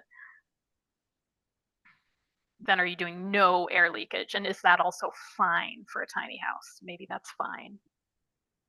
Well, this would be a new dwelling, so it would be required to comply to all the new dwelling rules. So it would still have to be air barrier tested. Okay. Okay. I can see the arguments coming, though, that it's less than 500 square feet, therefore I don't need it. Yeah, it's not an addition, though. It's a new It's dwelling. not an addition. That's a good point. Yeah, and it would also require energy credits. It would. This is correct. Okay. So yeah, I mean, if we want to just not adopt this section, or I think it's better to point to the energy code and say, you still need to do it. Just comply with the regular stuff any other dwelling unit needs to comply with. Yeah, I mean, I understand why it moved to the dwelling unit enclosure area here, which is why I said maybe you might want to reference the multifamily air barrier testing requirement. It's because it's a volume test, and small tiny houses like this don't have a whole lot of volume. So every little nook and cranny becomes a big nook and cranny on the test, right? And so that's why apartment buildings went to surface leakage area or this dwelling unit enclosure area testing, was because small volume units are really difficult to pass. It's kind of the opposite of the volume test, where a big home gets a real easy pass and it does really hard on the small side. These small homes, they don't do so well on the small side. And anyways, that's why they shifted to this more surface area type testing metric instead of volume. And so I don't want to make it harder for these homes to pass by shifting back to an ACH 50 number. I would say reference the multifamily air leakage testing requirement for apartments. Well, the existing amendment already removed all of that explanation of the dwelling unit enclosure area. So that's all. Because the one we're looking at right here, it still says. Well, it says it, but it doesn't 0.30. explain it. Oh, Yeah. okay. Well, we were talking about two different things, I guess. Yeah. Oh, yeah. Removing the language or whatever. I see what you're saying. No, yeah. And in this case, I'm particularly worried about shifting back to a volumetric test, which is your typical blower door, because these tiny homes will have a real hard time passing. And if I remember right, in the 2021 national and I think the 2024 national energy codes actually said if your home was less than a certain size category, you could shift away from the volume test to the surface test. Specifically because it was really challenging for these small buildings to pass. I'm gonna have to dig into that language. I super apologize. I should have been better prepared. So that's probably why this was added, this whole section then. Well, yeah, it's just saying that you can use the dwelling unit enclosure area test instead of the volume test specifically here is what it's saying. And because it is the right test for a home such as that. It's the right weighing metric. To make a small home like that pass a volume test gets really difficult. I've done tons of blower testing with my career, and the smaller it is, the harder it is to pass the volume test. Right, the bigger it is, the easier it is, and then that switches when it goes over to the other side. So the bigger it is, the harder it is to pass when these surface area tests. But the smaller you are, the easier it is to pass. So you see, they're just trying to make all the homes equal to a mid-sized home, and nothing's perfect. Nobody gets 100, right? At least this way they understand that it's harder to pass that volume test, and they're giving the builders the option to use this surface area test instead, which is the easier of the two tests. Okay, so now it's sounding like maybe we do want to just leave this in here the way it is, or with the dwelling unit enclosure area explained. I would, yeah, I guess. I would just make sure that your 0.30 CFM metric would align with the energy code so that it doesn't allow, I'd have to go look at the energy code real fast. I just don't want one having an easier way through the air by air test than the other. Does that make sense? I'm trying to make them match up here. Sure. We should probably move on from the conversation here for the group. Would you be willing to help me work Oh, on this? absolutely. Okay, Absolutely. great. Then we'll figure it out. We'll bring it back to the group, but at that point it'll probably be in the proposal format and kind of ready to go, other than small edits or whatever. Okay. Yeah, if it seems like best interest to keep it here, we'll just go through and double check to make sure that these align with the other ones. And that works. And I can check in with Krista and see if she has any insight on this as well. I can forward that on to you guys. I think for the 2024, we went down to 0.3, if I recall correctly. For the 2024.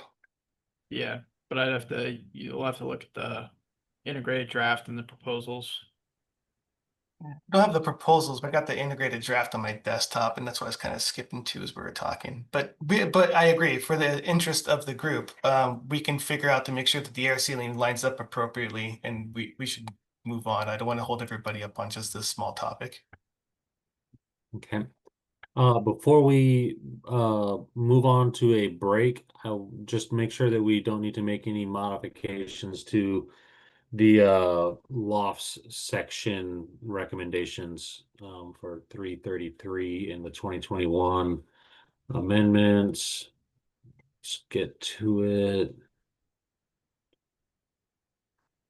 All right. Barry. Just a reminder, I have to head out here in a few minutes. Okay, thank you. So it's not necessarily repeal all of these. This will be modify the existing amendments for all the sleeping loft sections. Or I guess it's Well, repeal, modify the new significant. Yeah, it is. But it's maintaining them as much as possible.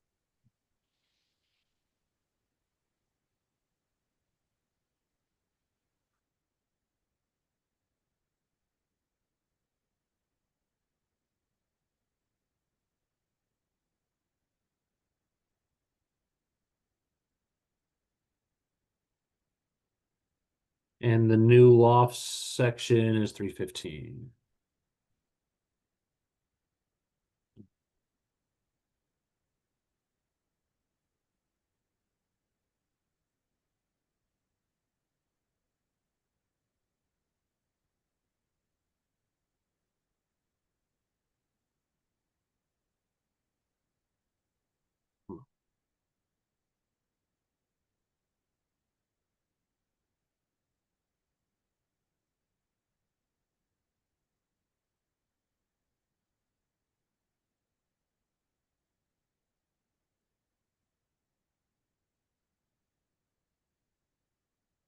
Oops.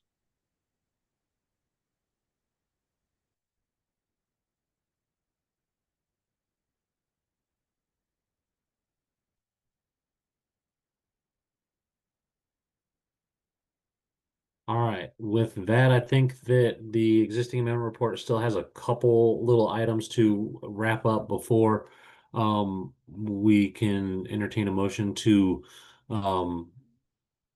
move it forward to the committee for digestion. But it's 10:49. We're halfway through the meeting. How about we do a 10-minute break and come back at 11? Sounds good. Thank you. Okay.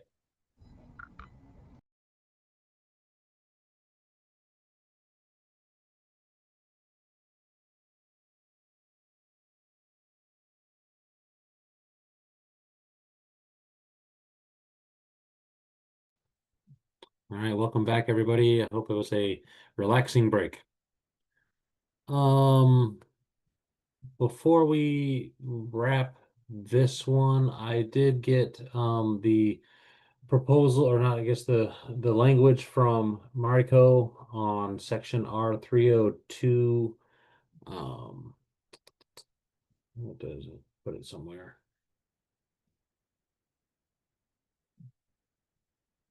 302.3, and I'm ready to share that. Mariko, do you want to kind of discuss what we have going on here? Yep, be happy to. All right, And so and I just sorry. want to let everybody know this wasn't posted for the meeting, and we're just trying to discuss this one. This one will definitely come back as a proposal in the future as well. And so go ahead, Mariko, sorry. That's right. So this section is the two-family dwelling section. It's been significantly changed in the 2024 IRC from the 2021 IRC, with many new subsections added to the 2024 IRC. However, originally this section had been heavily amended by Washington, and the IRC section previously only had like one small subsection about supporting construction. So a majority of the section is in the model code is now the same or substantially similar to what Washington had amended our two-family dwelling section to contain. So I've recommended adopting the new model code language with the amendments that I have shown here, which the amendments that I have shown here are not new language, but stuff that's been carried forward from existing amendments that we already have, like this, the interconnected smokes. I know that there are a couple of proposals that we talked about last week that do change some of the stuff. One from the model code language and one from our existing amendments. I have no issues with those, but this doesn't show either of those. So I don't know if you want to just like scroll through it. I don't think there should be anything that's too contentious. I did go through like things are not exactly like lined up section to section to compare between our Washington amendments and the new model code language, but I did do like a line by line analysis to make sure that things were like covered in, if it moved to a location that was still covered.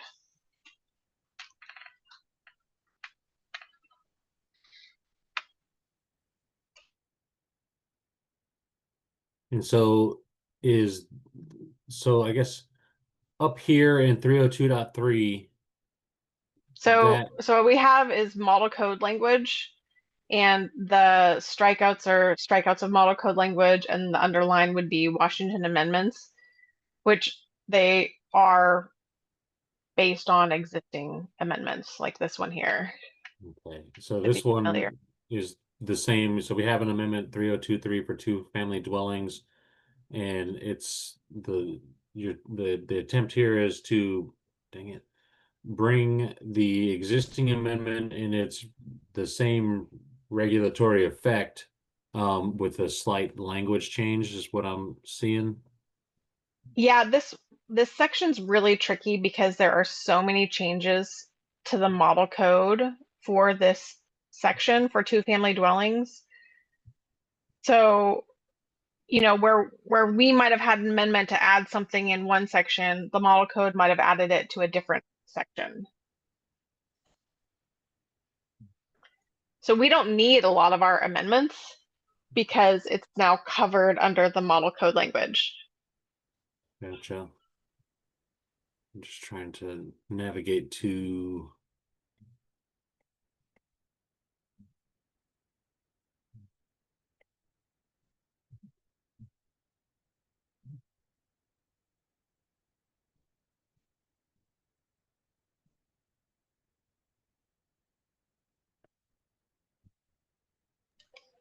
So, like we don't need separation, we don't need continuity, we don't need shared accessory rooms, because those are all now in the model code, whereas they weren't before.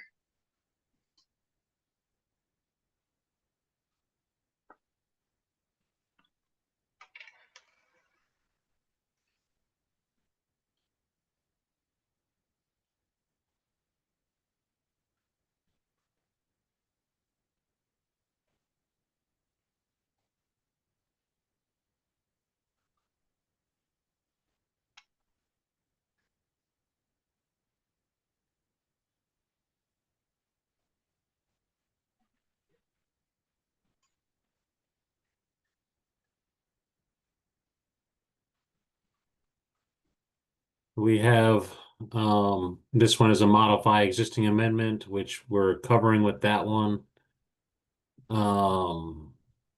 This- Yeah. So the model code language has changed significantly in that section, but I'm still carrying forward the amendment that matters.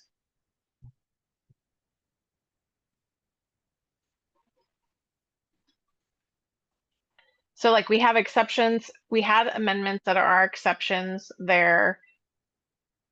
And that's taken care of now in 302.3.2 So would, of for the new model code. 302.3.1, should this recommendation be changed to be repeal the existing amendment then? I didn't reconcile my proposal with your report. Okay. So I think probably it would be a lot of repealing because we're doing a lot of model code language adoption instead. So I'd say yes, that one should be repealed.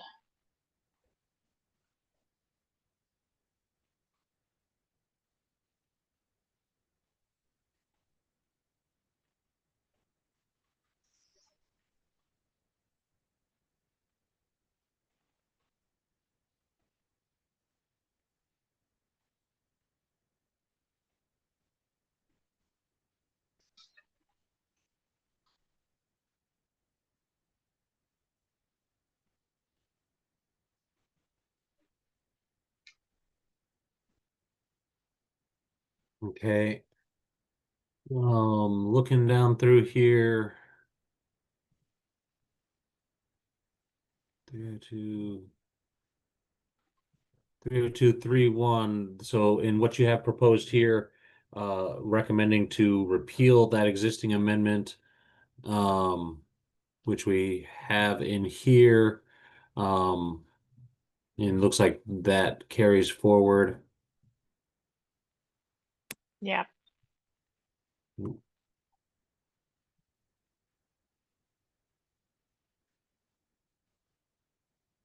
then 302.3.4.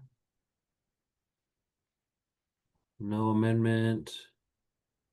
So that carries forward to there as well.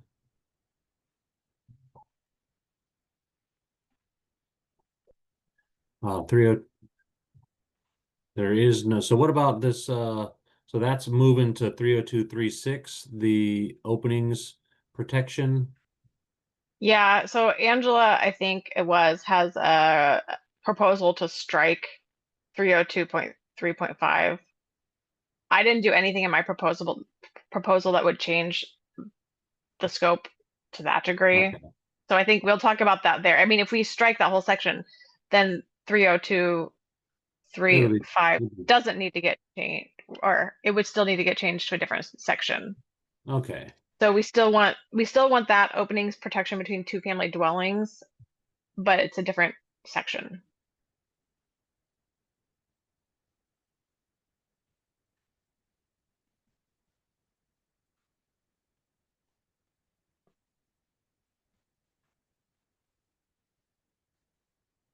Okay. And there's no change to this here that I'm I'm not noticing? proposing any change to that Okay. language. So.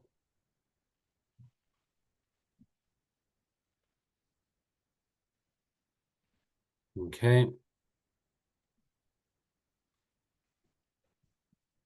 302.3.3.3.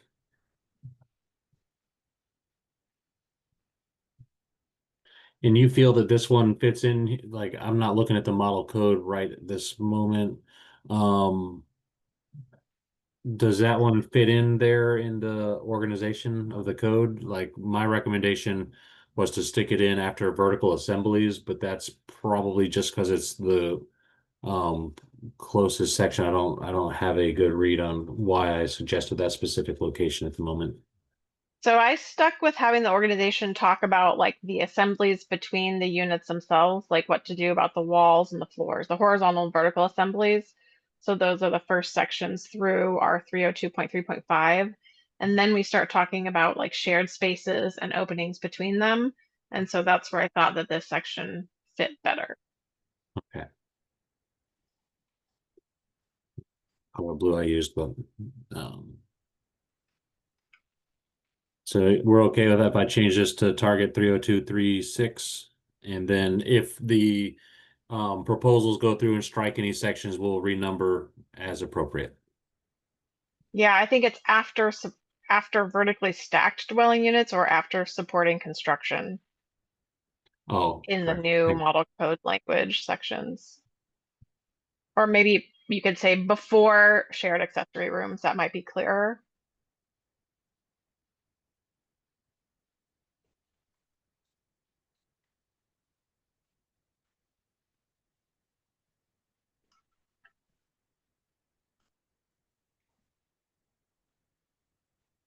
And then the rest of the changes I have in my proposal is adopting model code language, and just I've changed the section because we added that section.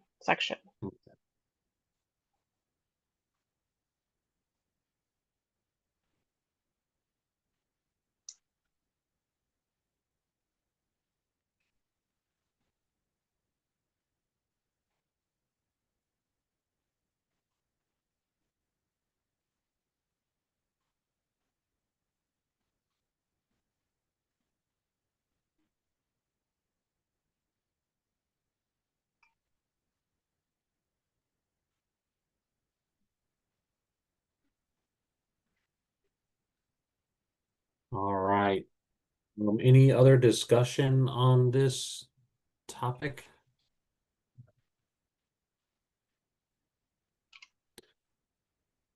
All right, so we will see the language is shown up here on screen on the left in our proposals review.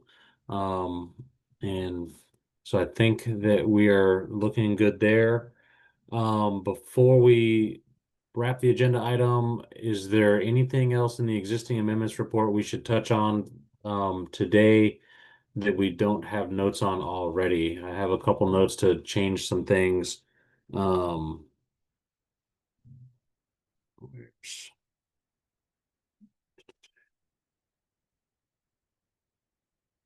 Wrong page of my notes document. So the main change that needs to come into this report is numbering the proposals coming from the tag and including in the comments section there. And then checking in on the appendix air leakage rate stuff with the energy code. Beyond that, I think that this report is close to its final form. Mariko. The one other thing that I wanted to take a look at, which I had in my notes, which I wasn't assigned it. I'm not sure if anybody was assigned it, but it's an R101.2, the scoping language. And it was item number 6,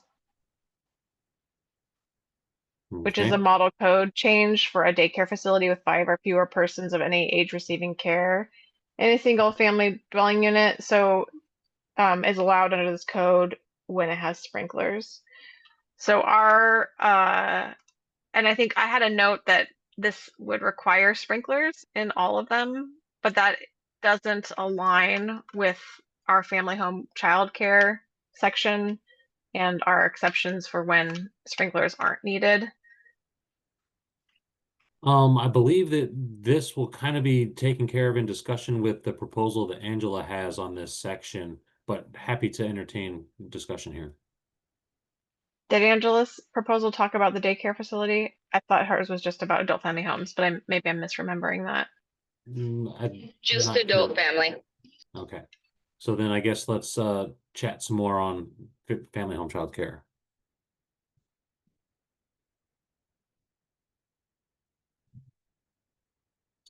Patrick. Yes, for the existing amendments report, I think we need to change the appendix AW recommendation to repeal existing amendment, and then tie it to the proposed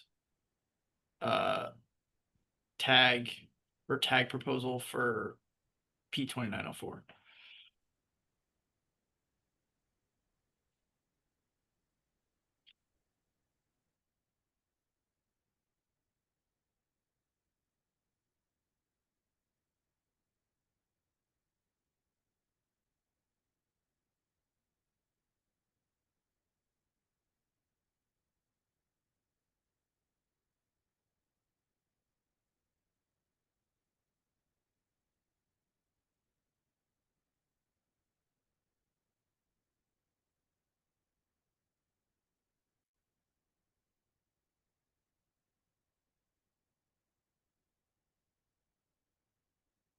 That covers that one for you, Patrick?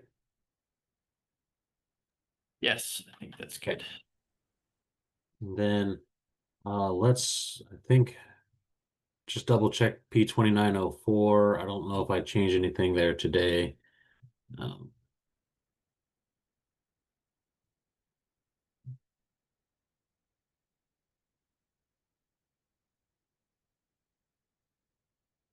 So maintain the existing amendment, and then we need to change 51003 as well.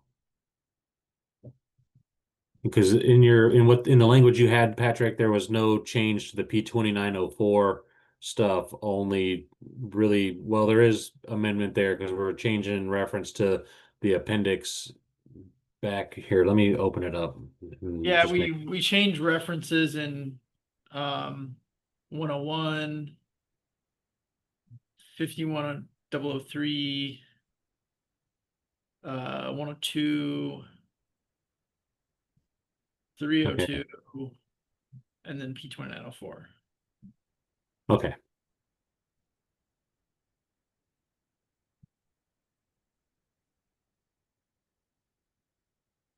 Oh, 03 modify.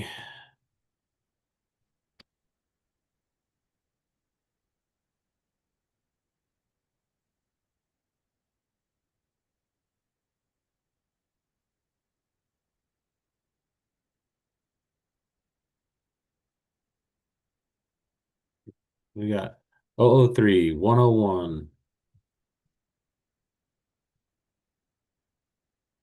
So that's a 101.2.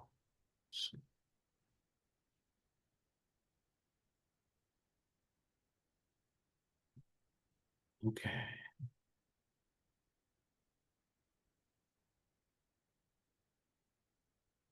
Do we have another proposal on this one?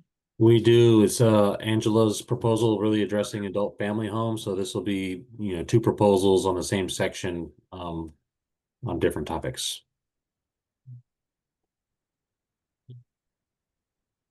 And so as I get in here, I'll try to correlate the all proposal numbers that are applicable to our existing amendments into the notes sections there. Jen, go ahead.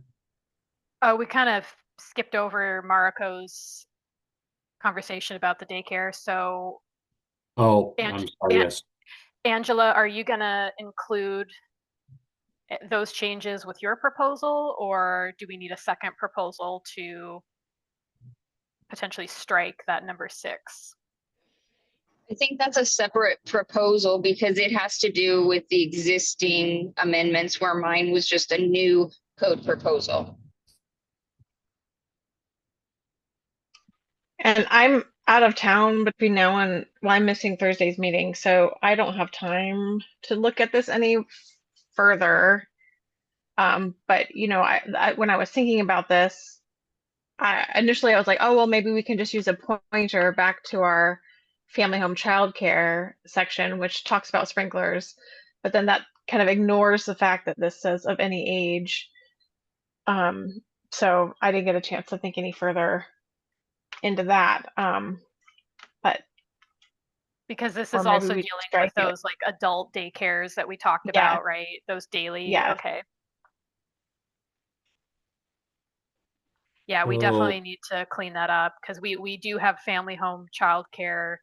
We've already determined when sprinklers are required, and I wouldn't want that lumped in here. Yeah. So, but we need to figure out what do we want to do with these, like basically an adult daycare, I guess would be the only difference.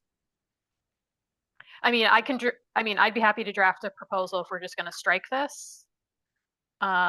If that's okay with the group, because we have these other care facilities that are specific to medical. They're still a little bit confusing. A care facility receiving I don't remember what custodial care means, but could an adult daycare fall under that?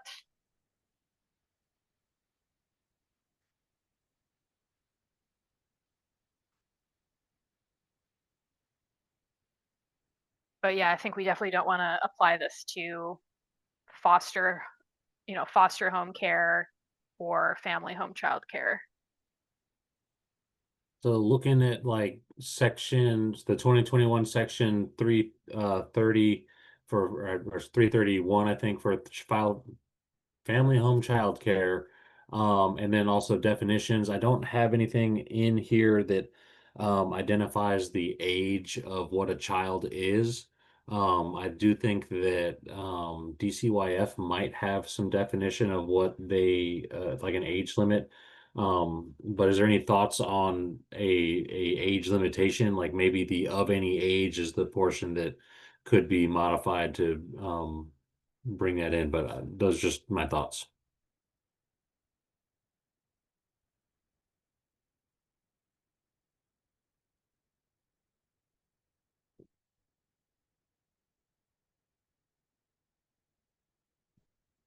Thoughts on striking number 6?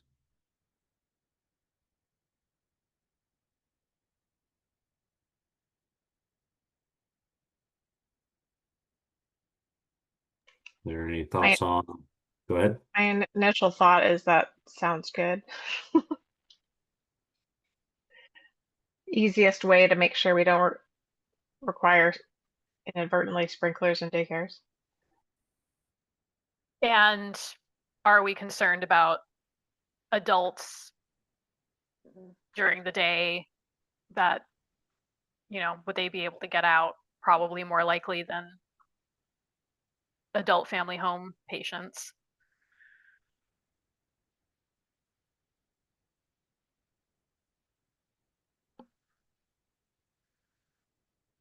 I mean, we should all think about it more, but I'm happy to draft the proposal and then we can talk about it maybe when we look at that. Okay. Angela? Are we talking about completely scratching number 6? We're talking about any and all, but yeah, that seems to be the one that has the most weight behind it at the moment. Because I'm just curious then, would that cause confusion as to whether they're actually under the scope of the IRC? Yes, it would. Good point. So we could just strike the just sprinkler scratch requirement. Yes, scratch the sprinkler requirement and refer to the section that regulates the daycares, which already has the sprinkler requirement within it. Just like in my proposal for adult family care, it doesn't speak to sprinklers, but I believe Quinn put in a proposal to include sprinklers in the adult family home section for 7 and 8 rooms. So sort of that same. Yeah, I was already thinking we don't, like when we were talking about the updates you were making to the adult family home section, we added that to be uber clear that it could be built under here, but we do not specify family home childcare or foster family homes here, right? Those are just missing from the scoping as well. Well, aren't those lodging houses? I think they're just regular dwelling units. That's an acceptable use in a regular dwelling unit, just like having a home-based business is, right? It's still just a single family dwelling that has this other use in it, which is actually exactly how we treat adult family homes as well. So we're a little inconsistent by adding like one of those things that's still just a dwelling unit here, but not the others. And I'm not saying that we need to either, but it's almost like we need to distinguish between this adult daycare situation. I mean, do we want to just clarify that yeah, there's different ways we can approach this. We can clarify that this is about adult daycares and just continue to be silent on the other kinds, or strike it all together. Would an adult daycare fall under item number 4 as a custodial care, and therefore it would still require sprinklers? Again, it's just a little weird, now that we have these other care facilities that we probably really won't see in Washington because we've created the adult family home, that we still have them here. So now a care facility with 5 people requires a sprinkler system, but 6 people don't.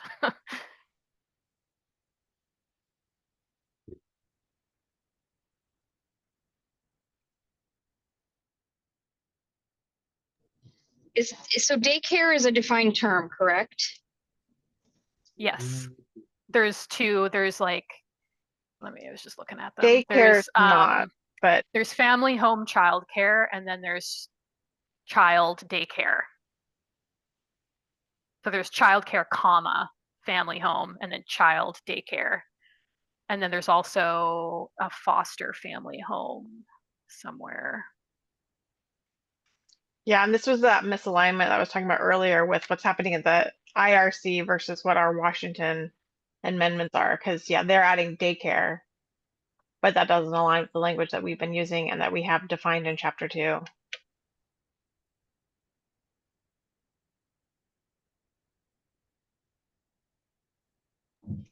Yeah, I think so. The red is the state amendments, or is that the international code amendments? I'm getting confused.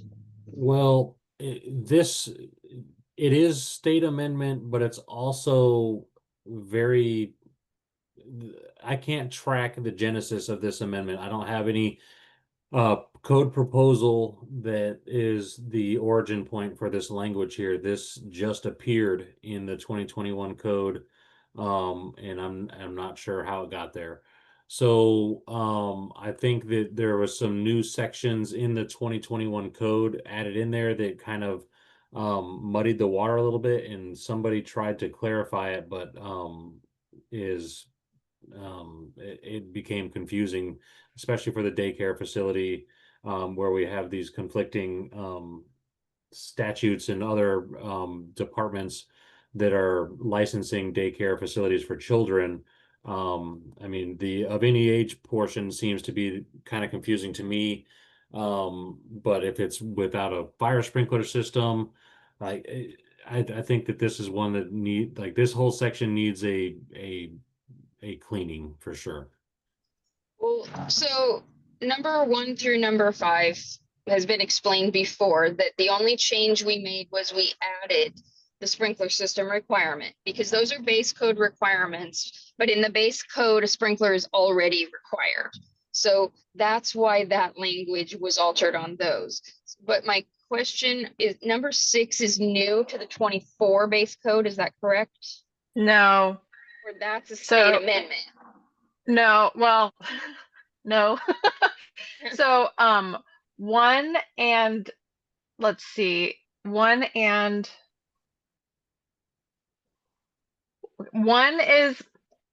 is shown correctly, model code with Washington amendment about sprinklers.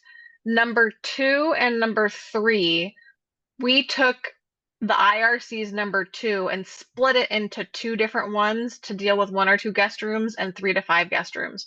So they have that as just number 2. So what we have as 4 is model codes 3. What we have as 5 is model codes 4. And what we have as 6 is model codes 5. So when we're looking at ours, 4, 5, and 6 are all based on model code, and then Washington amended it for sprinklers. Number 6 in the 2021 model code just said a care facility with 5 or fewer persons receiving care that are within a single family dwelling.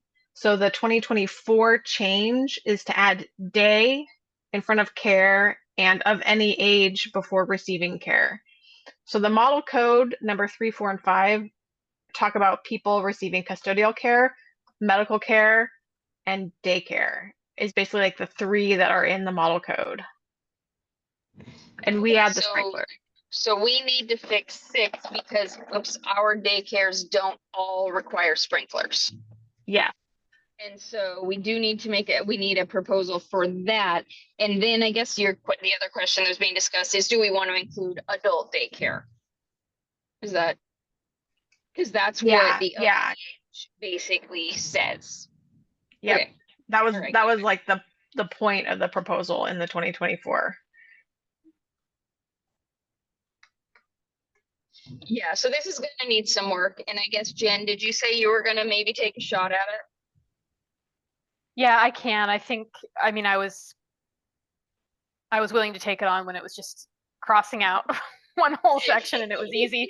I'm willing to work on it. I think I need somebody else to work on it with me to think through all this stuff. And then I also noticed that we need to fix the definition of dwelling unit because it's referencing family daycare homes, which is not the term. So that needs to be corrected to reference the actual. But yeah, we definitely need to fix this up. And we could just call it an adult daycare home. And I think we all know an adult is 18. So I think anything under 18 would be considered a child, and would fall under the daycare. So are you saying separating out adult and child? Because I think we still need daycare under 6, because otherwise it's not clear that that's within the scoping. Just because it's a defined term in the code doesn't necessarily put it in the scoping. So,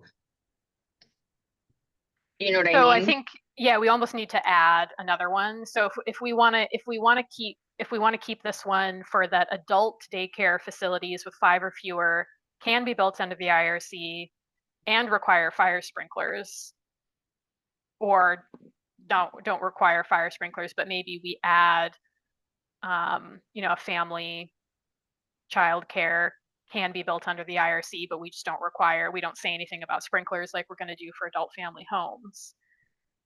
There's also the foster family care homes, which they don't appear to have a standalone definition, but that's also listed in the dwelling units definition. Yeah, I mean, a foster care is a single family. I mean, the foster care system, when you have foster children, it's just a family in a house, I think is why it's not separated out.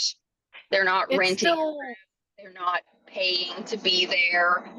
It's a house where somebody is taking care of, an unrelated person. It's the same though for the daycare, right? That's the case for both of those. They're both licensed and they're just slightly different uses. The foster kids obviously live there 24 hours a day, and then the other one is childcare during the day, but that's in a house where people live, and even their own children count towards the childcare total. So they're both just daycares they're both just single family dwellings or just a dwelling unit that has this additional use within it. And that's even really the same can be the same for the adult family homes, right? You often have a house with a family living there and the adult family house within the use.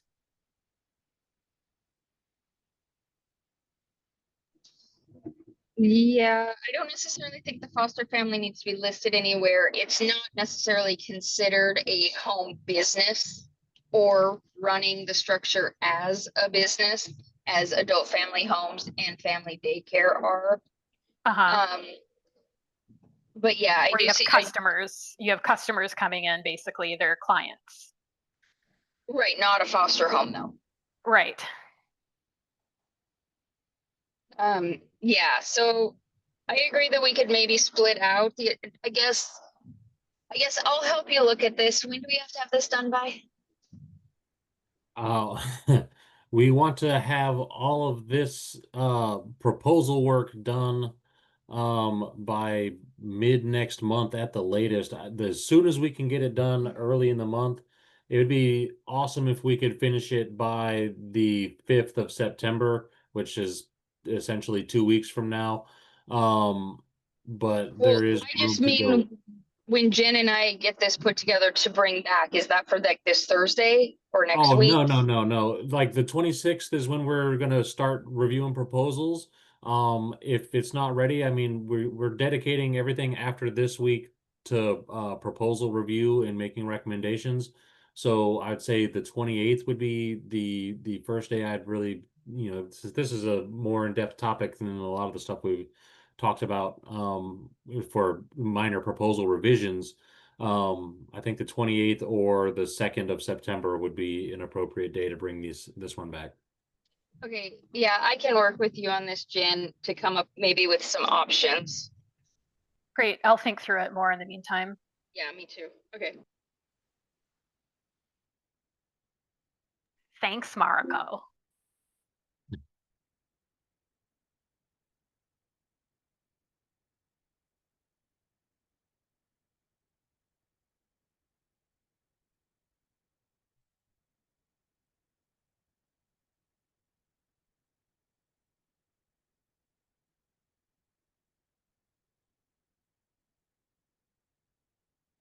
Okay.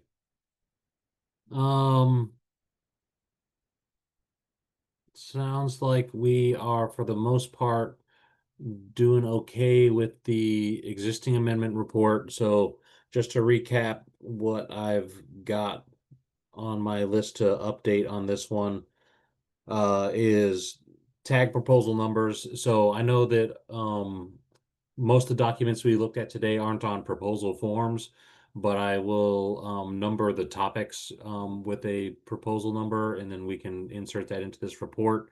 And any updated documents that come in on proposal forms will carry over with that number. And then double check in on the appendix 104.1 for air leakage testing, verifying we're not creating conflict with the energy code. And then we got some revisions coming in on some of the documents we've looked at. Is there, I think I was in the middle of running through the P2904 document to make sure I've got notes in the existing amendments report everywhere it needs to be. So let me wrap that one up because we glazed over this discussion as we were doing that. So we got the 101.2, we got 102.5, appendices, modify.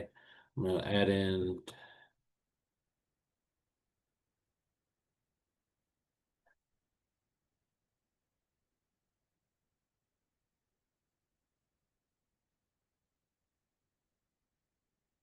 we have 302.13.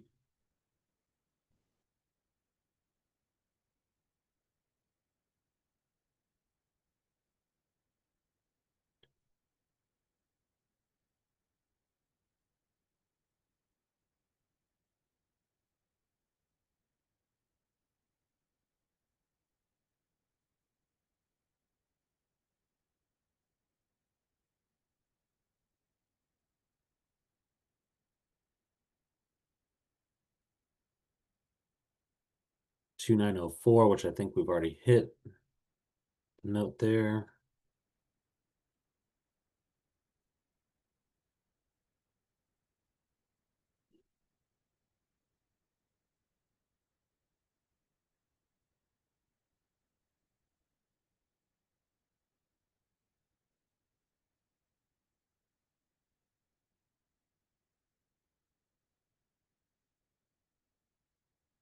And then the appendix U and AWV.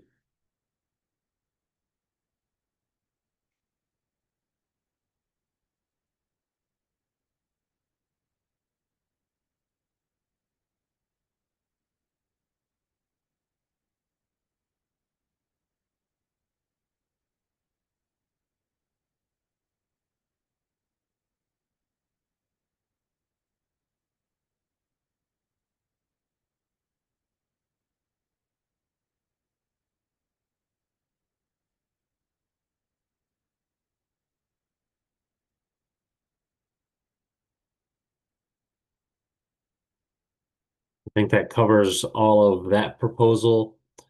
Is there anything else in here that we should take a look at here today? All right, so see no hands popping up. I guess I would be looking for a motion to table this for the remaining changes to be made and brought back this Thursday. So moved. Okay. Second.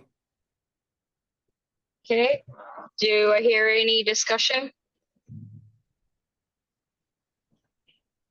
Okay, seeing no hands. All those in favor, say aye. Aye. Aye. All those opposed? All right, that motion passes.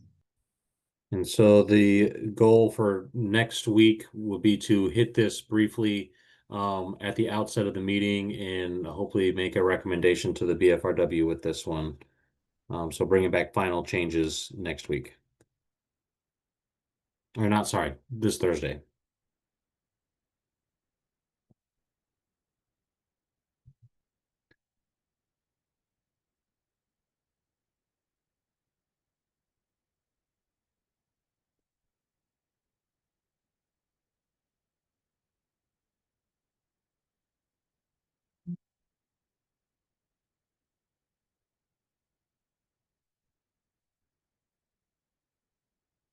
Okay, that one's saved. Let me start cleaning my screens a little bit. So for our next agenda item, while I'm cleaning up everything, we at the meeting on the 7th, we motioned this particular report to be brought back on the 21st. I included it in this agenda in case we ran through the existing amendment report very fast, but I would like to just take this opportunity to make sure that we've got the items that are still looking for adjustment covered in my notes and things. And so just kill what's going on here. Cancel that. So I want to bring it up, discuss it real quick, and then I don't have a lot of I didn't get to my changes that are due on this one. So chapter 11 stuff, and there's a some seismic maps that I was supposed to add in here, but I didn't get a chance to do that. And so this one's not ready for final review just yet. And I'm trying to bring this stuff up, so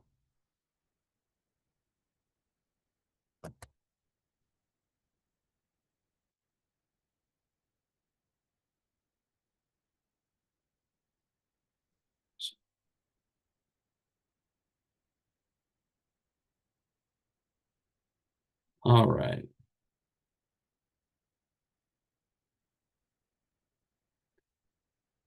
So bringing up the existing or the significant changes report and just running over what I have for my notes. I've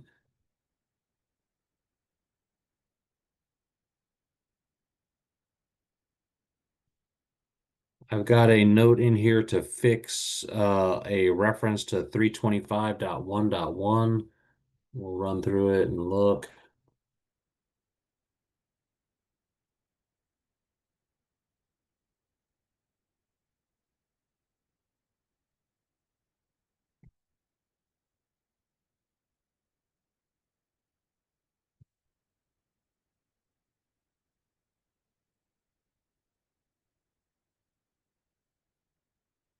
Oh, and that's so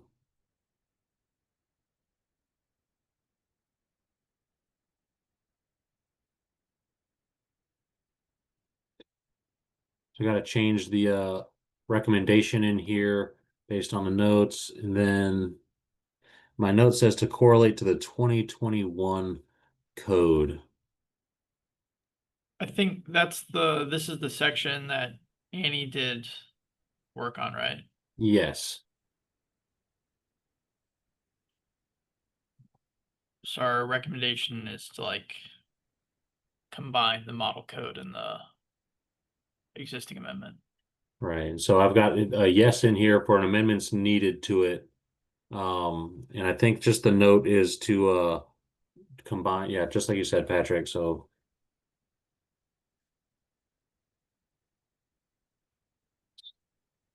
And then just like with the other report, if we just connect it to the proposal. Gotcha.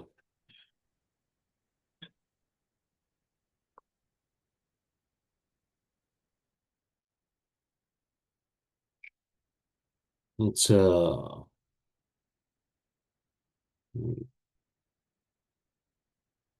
it's 325 is the new section, is it correct? Want to say?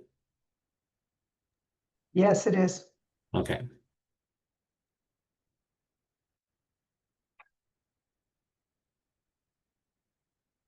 Okay, so that covers that one. Got that. I've got some research on the UPC to do just to correlate the sections appropriately.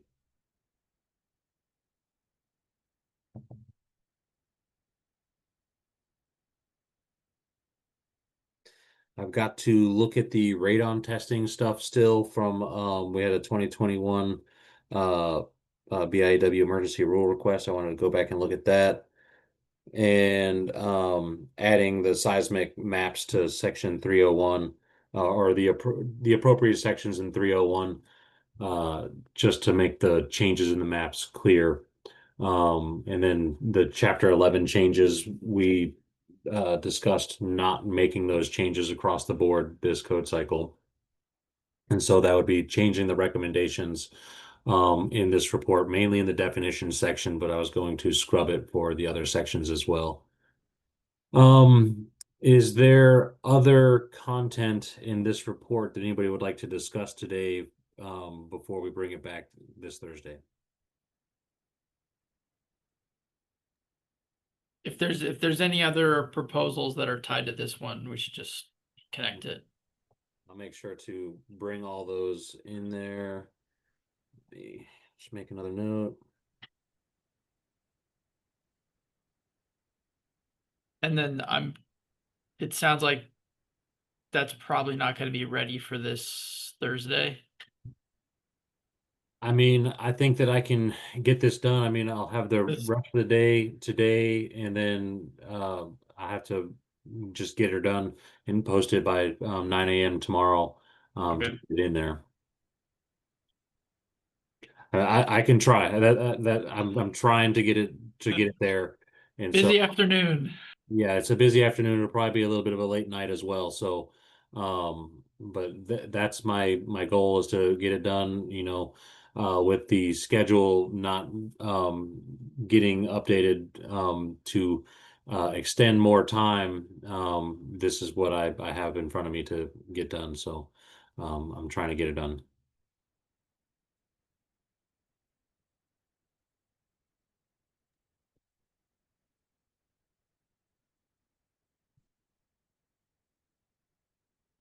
If nobody else has discussion, I'll make a motion to postpone this to the next meeting. Okay. Okay, do I hear a second? Second. Okay, is there any discussion on that? Okay, all those in favor signify by saying aye. Aye. Aye. Any opposed? All right, that motion passes. Okay.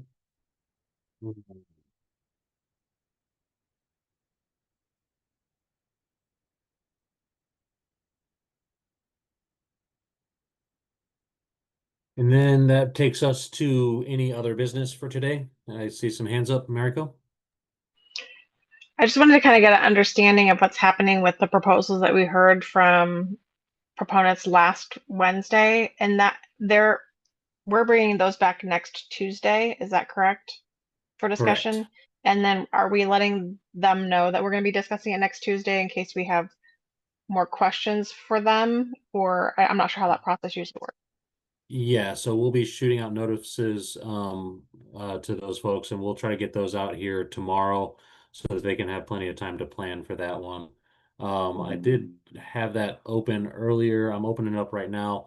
I have some notes in there on revisions that I'm expecting for this document, and I'll share that and we can chat about it. But during our break, um, Jonathan, no, it was John Lang, I think, was inquiring on the status of proposals. Oh, here it is. He was wondering about the EV, no, solar energy systems one, and he was worried that because it wasn't on today's agenda that it was rejected and not moving forward. I let him know that that one is just a first reading, and based on the comments at that meeting, we weren't expecting any revisions. But looking at what I have going on here for Ken's proposal for energy storage systems, I'm expecting a revision. I don't have notes here relevant on what the changes are expected to be. Let me see if I can find that real quick. This is 023.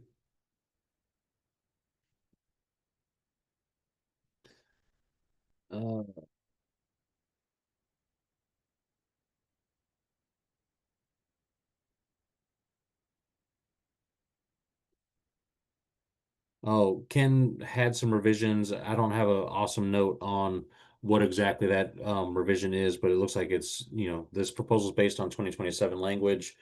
Um, and Ken's planning on bringing some revisions to that one. Looking at this WABO one for chapters 5 and 6, boring, cutting, and notching. Remember that one, we needed some edits on the diagrams. Micah pointed out that when we want to edit those diagrams, we need to coordinate with ICC. They have some easier documents to work with than the PDFs that I have for that one. So we want to bring those up, and that might the cleanup on those diagrams might come in the drafting process as long as our proposals are clear on what we want to have in there. And then there's some clarifications on 602.6 just to clean up and clarify how this is applying in there. For Quinn, I got a revision in from you today on this one, and so I have a R1 for this proposal. On 1027, I'm expecting this is 027.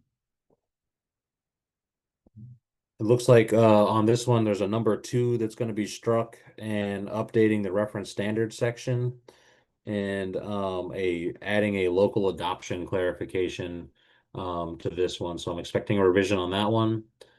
Looking at the special wind regions, this is 034.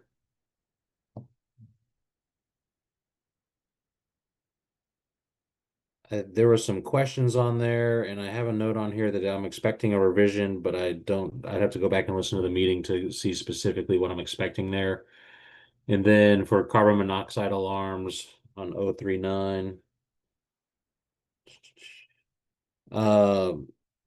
there's some economic analysis requested and clarification and definitions for terms, sleeping area, etc. So I'm expecting some work on that one as well.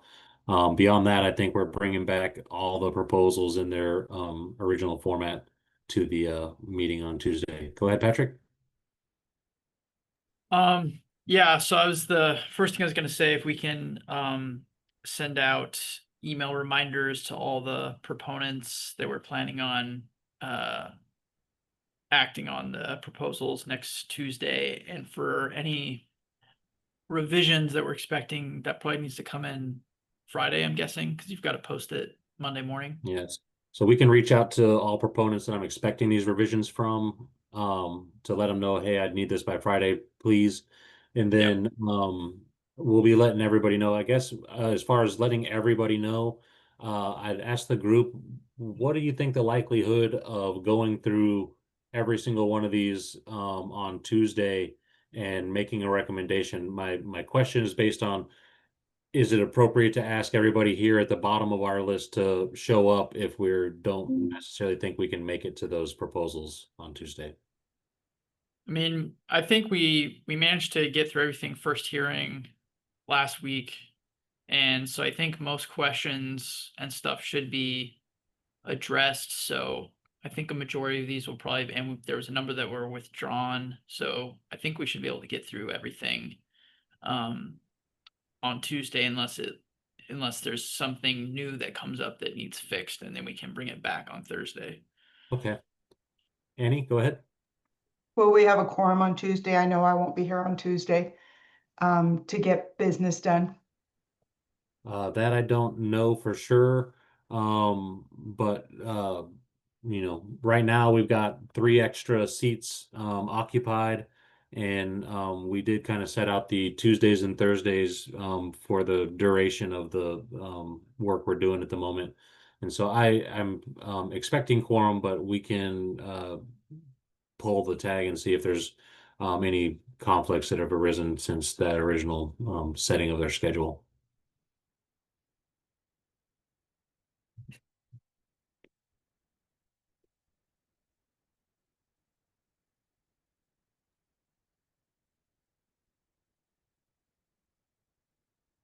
Oh, I did not. I don't know why I did that. You loved it. I literally did not touch that. That's so weird. The other thing I was going to bring up is we probably need all the tag. If we don't get everything done this month, and if we have to do stuff the first week of September, I think that's going to make it pretty much impossible to get the stuff done for CR 102 by October 1st. I share your sentiment. So, And already getting it done by August is like low percentage chance, but it's possible. But if we don't get everything finished up until the 4th, then I don't see timeline it happening. so bringing that up, if we can't get across the finish line by the times it's gonna, so after this group finishes up the work, we're gonna be bringing all this to the work group of economic impact, which I'm hoping we can kind of front load some of that by saying some of these need some more additional economic input, or we agree with the economic statements there. That group has to run through it, and then we have to draft reports by October 1. So there's already a special meeting on the horizon to accommodate some of that. But if we don't make it by the 4th or 5th late, I'm not sure what's the do or die date by on this one. But if we can't make it, there will probably be some discussion on it at the executive meeting on the 5th, likely the BFRW and MVPE committees on the 12th, and then the regular council meeting on the 19th. And depending on where we're at, there will have to be some movement. After we finish up everything, package Bo, all done, doesn't it have to go to the committee to get approved, send it back to the council, and then get that approved to go to CR 102? Correct. And if we wait to do that at the regular meetings, that's not going to have any time to do the drafting and the impact statements and stuff. So we're already looking at, like, if we get everything done this month, we're going to have special committee meetings and council meetings to get that process streamlined. Correct. So do we need to have all tag proposals come in to you by Friday so that they can get numbered and show up on the agendas for next week? I guess I would ask the folks that are planning on bringing those proposals back, do they think that that's a doable ask? I would love to get them by Friday to post for our Tuesday meeting, or Monday or Tuesday for our Thursday meeting. But it's the ask there would be, what is what can the tag do? This is all volunteer work. I don't want to ask you to spend your weekends doing this or, exorbitant amount of time during your day job or evenings to do this. So, you guys tell me if Friday is doable.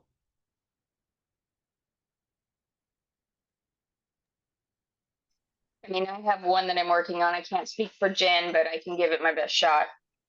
Okay. I mean,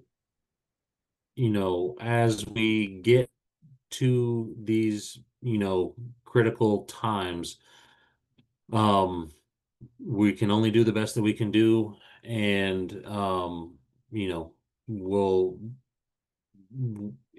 comes early September, we'll know where we're at. And things will either keep steamrolling or they will have to change the timeline, which is not what I want to do because we've had lots of timeline changes already. And I'm trying to keep this on the path to getting us across the finish line on December 1, and October 1 is the do or die date for that in order to have a lot of work to do in November to get it across the finish line.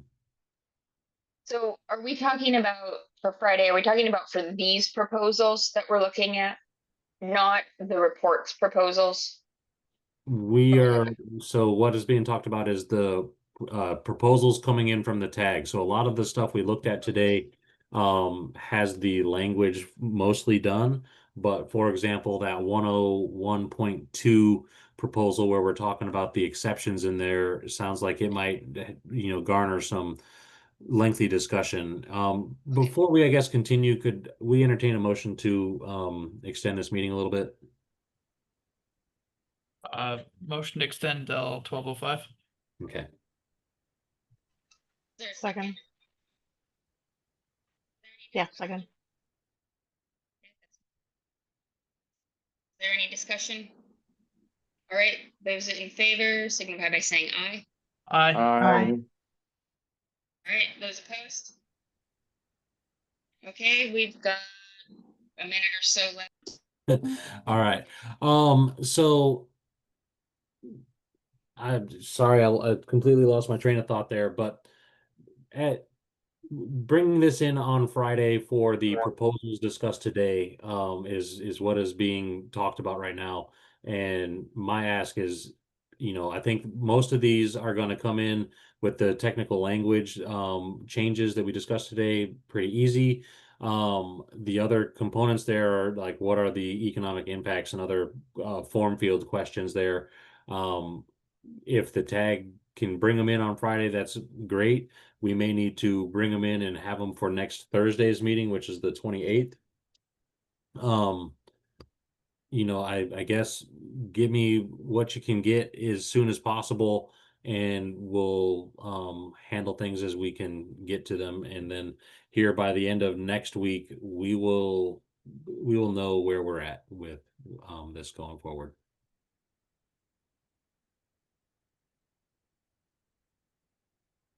Yeah, that sounds good. I mean, everybody shoot for Friday. Let's see what we can do. And I mean, that's all we can do. So, yep.